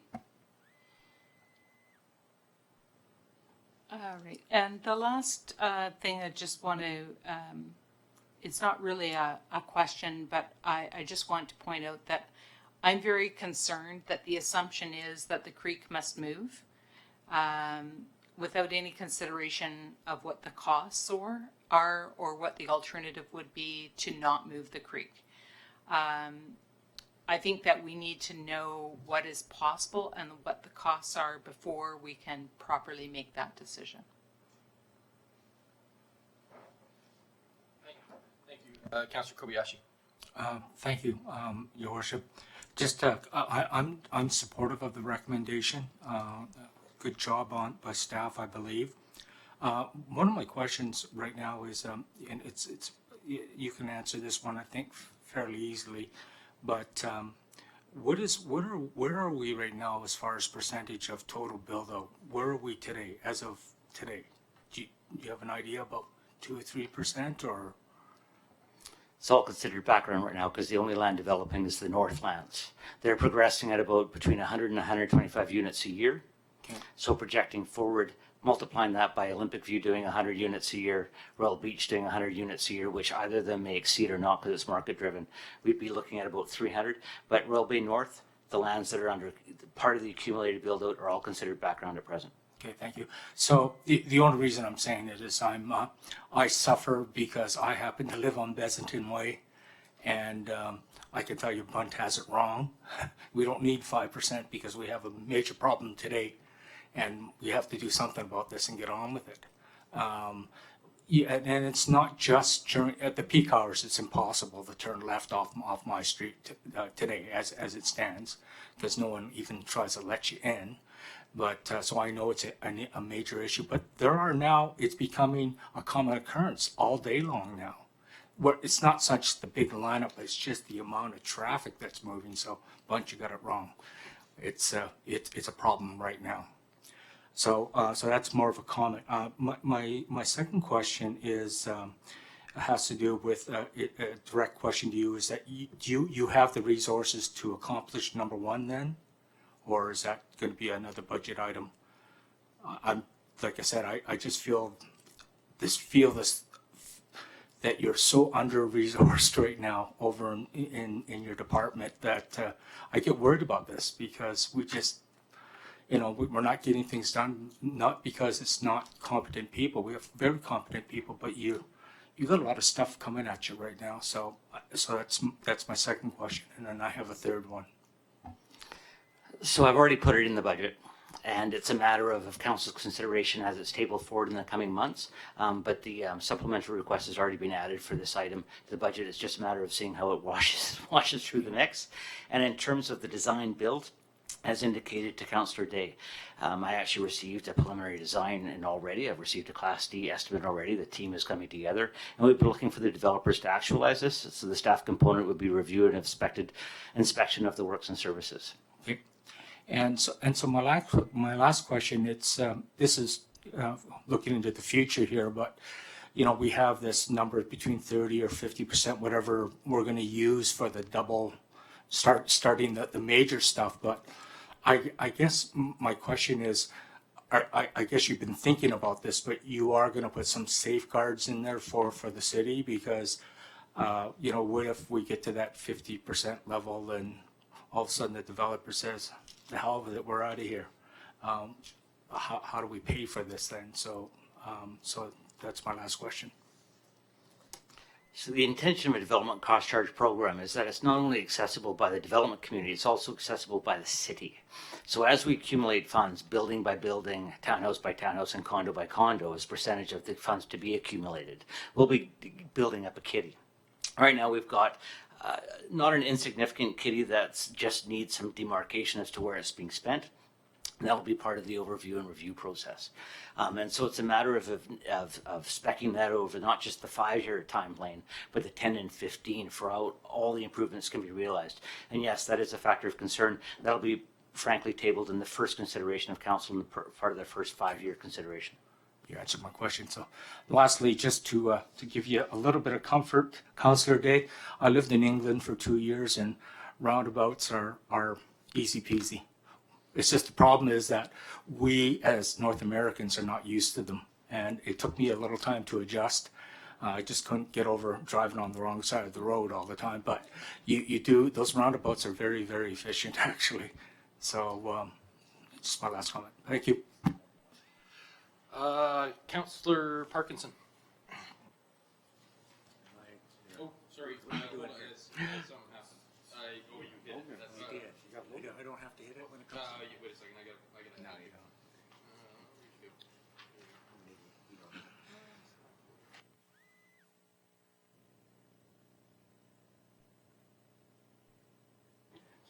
don't. Okay, thank you. Sorry about that.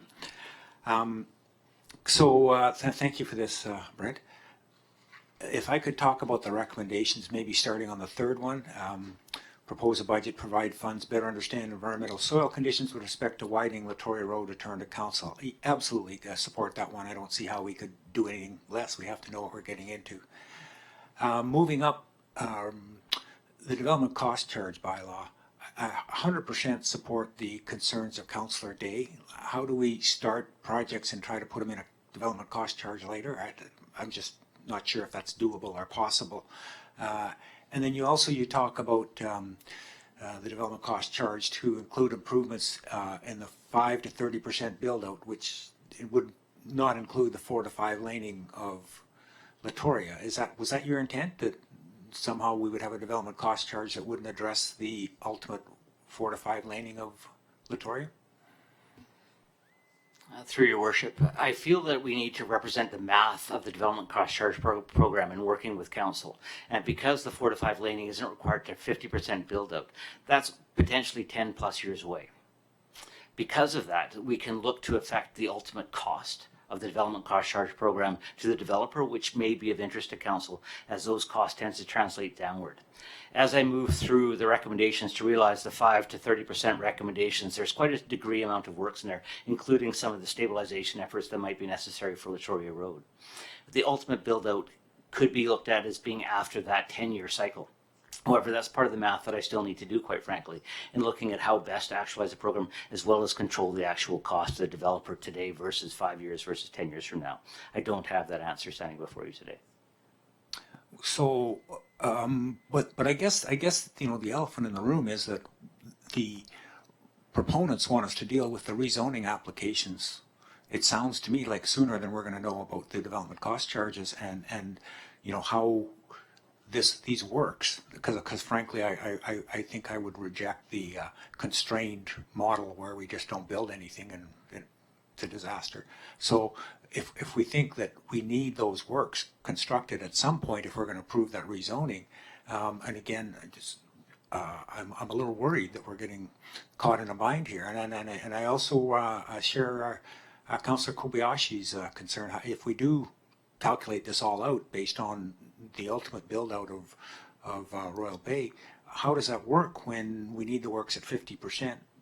The other 50% of the work hasn't been built, and what if it doesn't get built, or there's a recession and it's shut down for 15 years? So there's some real serious questions on the development cost charge. And I worry about not being comfortable with that before we deal with the rezonings. I guess that's just a statement. I'm going to look to our CAO. Thank you, Your Worship. The intention of staff, once we've completed the work as described in Part 3 of the recommendation, which is to better understand the advisability and environmental impact of widening Latoria as it affects the creek and the soil conditions under certain parts of Latoria. Once we have that information, we will return to Council with the ultimate plan for either the widening of Latoria or an alternative, and attached to that recommendations to make changes immediately to the DCC bylaws to affect the beginning of development of reserves for that work. As described, that work would only begin after the 50% mark, and so the reality is there would be a large number of years with which to develop the reserves required to proceed with that work.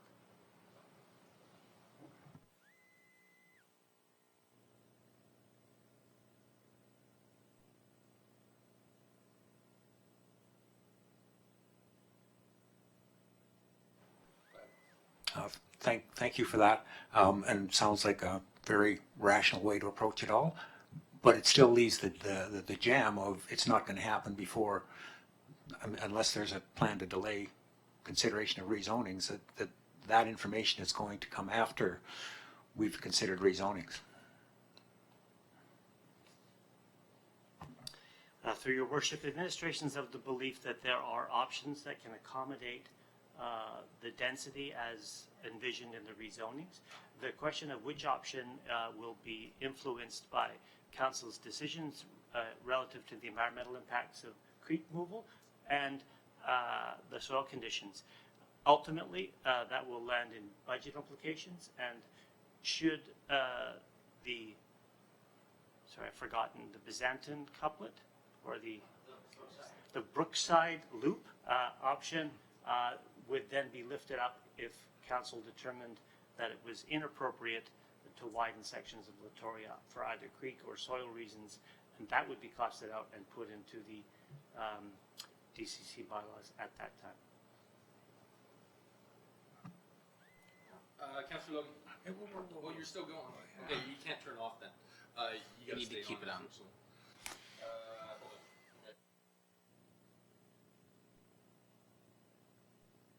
hold on.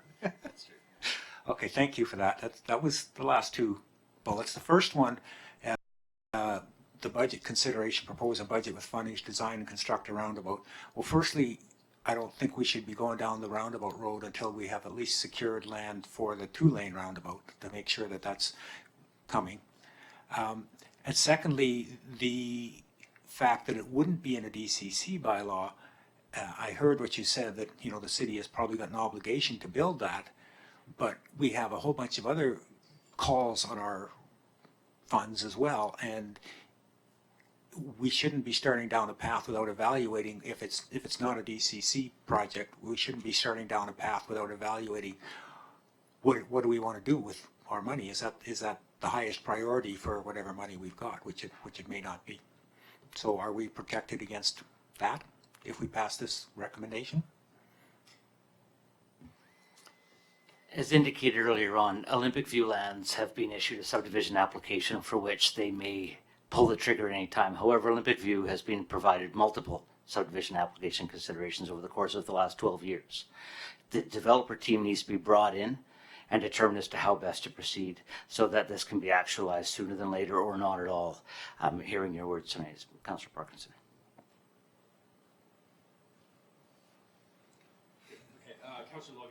Thank you, Your Worship, and thank you, Brent, for the detailed report. And I realize this is not going to be our only kick at the can as we move forward, and things will evolve as we progress. I did want to ask you a question. Are you aware, is the extension of Byzantin Way into Olympic View still planned? So presumably Byzantin could take advantage of the roundabout. At present, yes, but there needs to be some environmental considerations around the wetland that exists in Olympic View, the creek crossing, or sort of the wetland crossing that's south of the Phase 1 lands under present development in Olympic View, which I don't have a good diagram of, would enable that connection to occur. However, the environmental report and submission from the Olympic View developer to cross that wetland hasn't yet been presented to the staff. Right now, Phase 1, which is the extension off of Veterans Memorial Parkway, and the surface off of Veterans Memorial Parkway, and that minor segment that parallels Latoria is the only factor of the Olympic View land that's being considered for subdivision and development permit. Thank you. And I will say one statement has remained with me for 20 years, and that is the portion of VMP between Carindale and Latoria was referred to as the road to nowhere. And council of the day was heavily criticized. And I was on that council for even considering paving that road. And I thank my lucky stars that we did pave that road because we got a hell of a deal. Speaking to the motion, what is known as the VMP and Latoria intersection is failing, especially during peak periods when school gets out. And so I don't think it's an option to wait. Something has to occur there. Otherwise, the spillover into other neighborhoods is going to increase, both as the school gets bigger and as the population increases down there. And I think from my perspective, I work in the Cowichan Valley, and the Cowichan Valley has really embraced the concept of roundabouts. They started with no roundabouts. They're now increasing their use of roundabouts. And my experience has been they are terribly functional.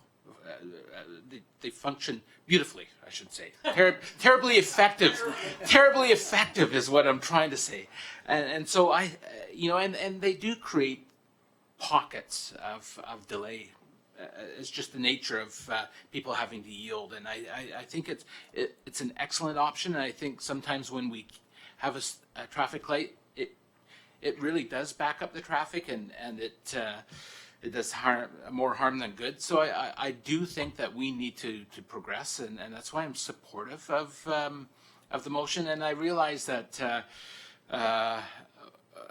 the reason why we're considering an update to the development cost charge bylaw is because the current level right now is not appropriate, is what I'm hearing. And if we continue to delay an update to that DCC bylaw, and we continue to build, even with the current approvals, we're further behind the 8 ball in terms of generating enough revenue to do the improvements.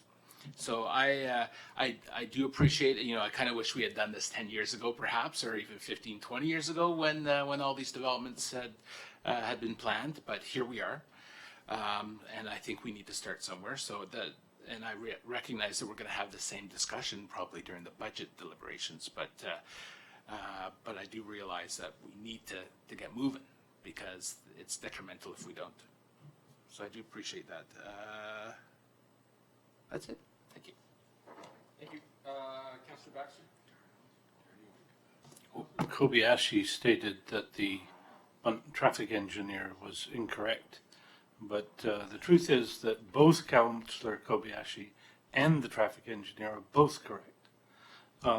The thing is they're using a different yardsticks by which to measure it. So traffic engineers universally use a system of deciding what type, how much traffic from which directions certain intersections can take and when they need to be upgraded. And those are known in the business, I believe, as warrants. And I have found, dealing with the public, that universally the public disagrees, and that's fine. The public is seeking a different level of convenience than traffic engineers are bound to provide by the standards that are universally accepted. And that's just something that I think council needs to bear in mind, that public clamor for improvements may occur before the improvements are warranted. Thank you. Councillor Day?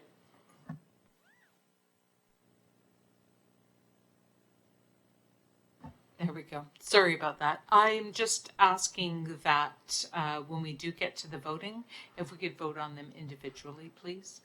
Sure, I can sever. Is there any other discussion?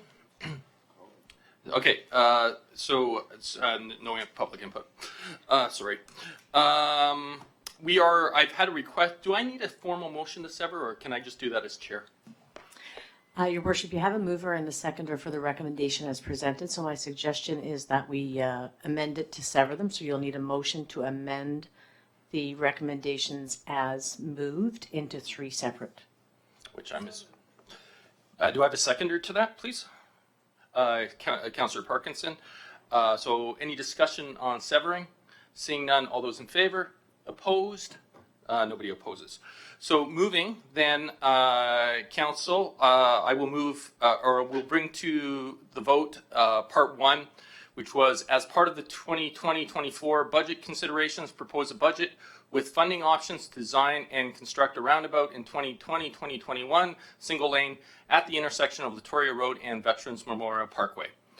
No, sorry, do I need a mover and seconder again? Oh, thank you. Thank you for catching that.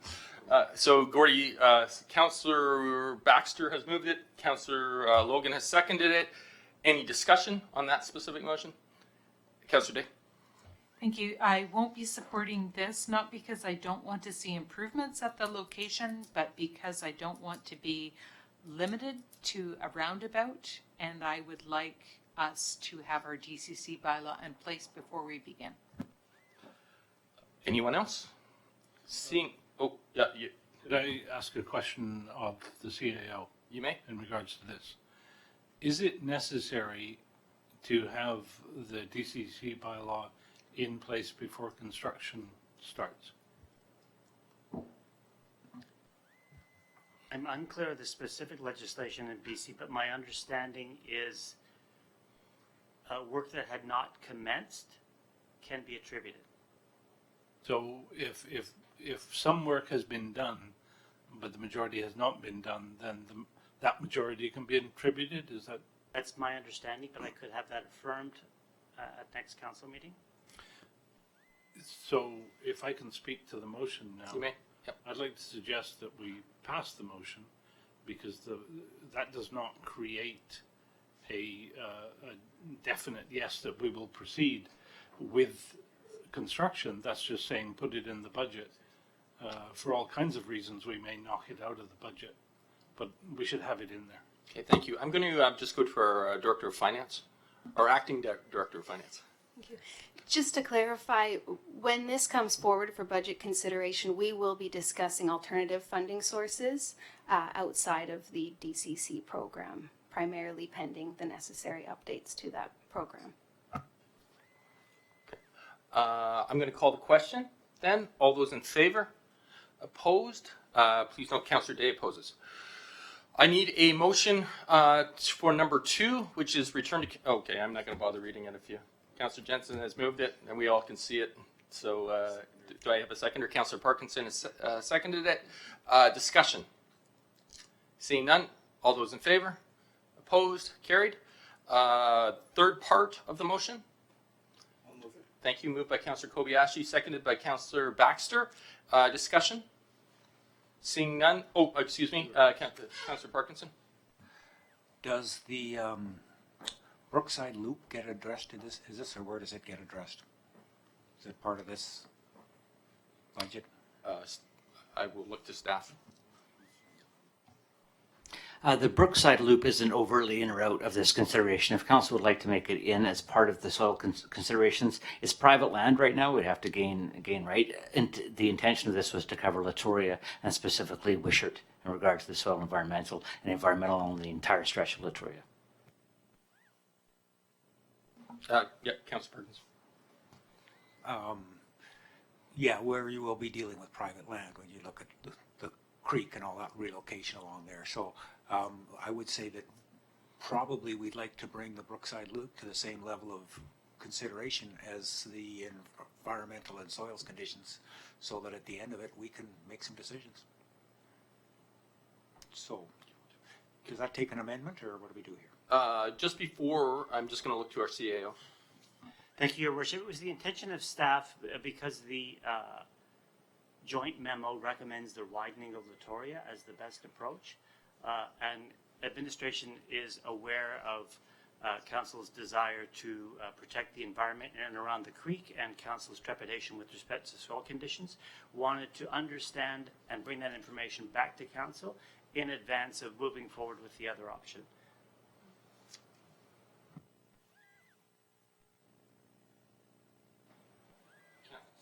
Excuse me, Councillor Baxter.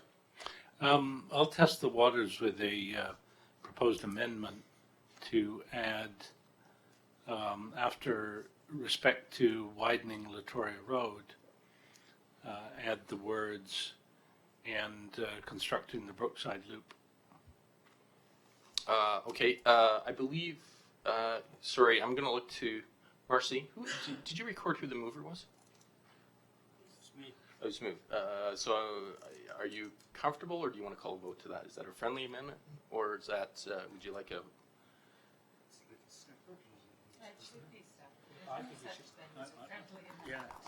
You want to separate it? Okay.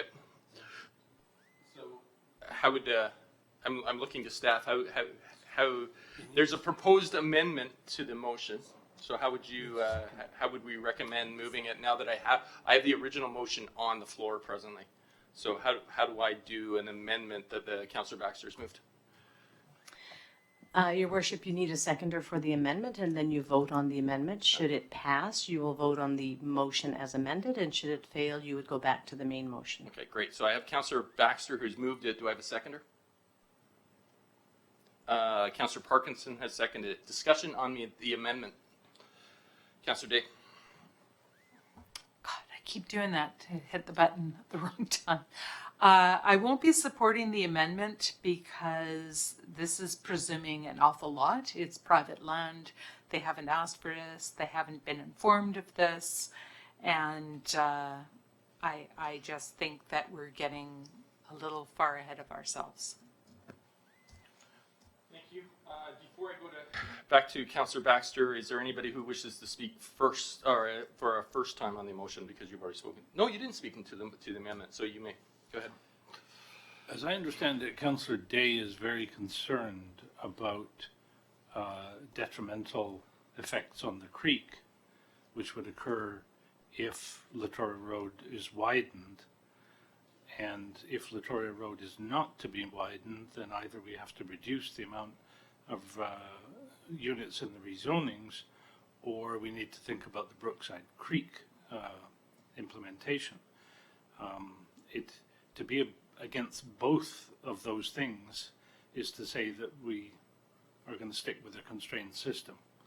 Now, if we add what I have suggested to this motion, then staff will, of course, to carry that out, have to go and talk to the property owners, because they will need to give access to a drilling rig or a backhoe. Otherwise, we'll never know the soil conditions on that route. Could I ask staff if that's correct?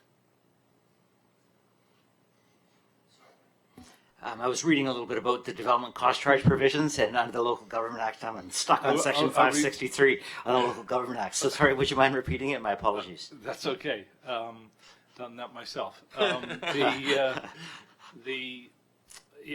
If the motion proceeds as amended, staff will have to go to the property owners to seek permission to come on to their property to explore the soil conditions on the Brookside Loop route.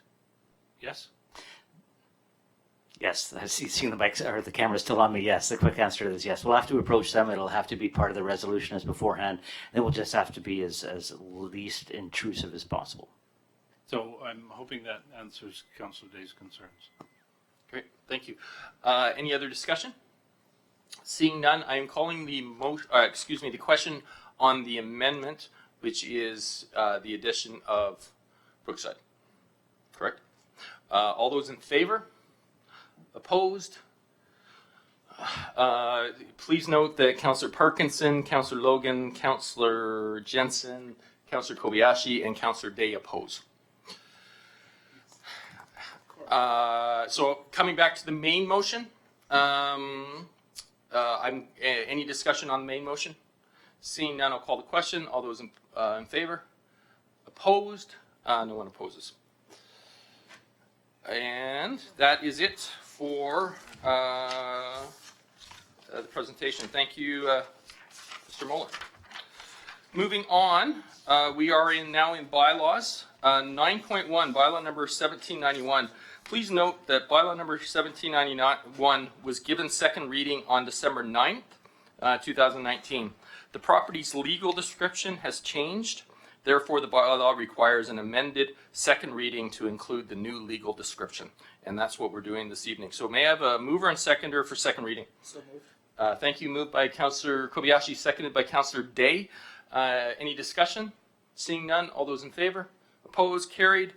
I am now looking for 9.2, which is bylaw number 1742.01, first, second, and third reading regarding the developmental permit delegation amendment. Move first. Thank you. Moved by Councillor Baxter, seconded by Councillor Jansen. I'm getting all mixed up here. We're going to stick with the same three movers and seconders on all three. So on introduction, all those in favor? Opposed? Councillor Day opposes, please note. On second reading, we have the same mover and seconder. Discussion. Councillor Day.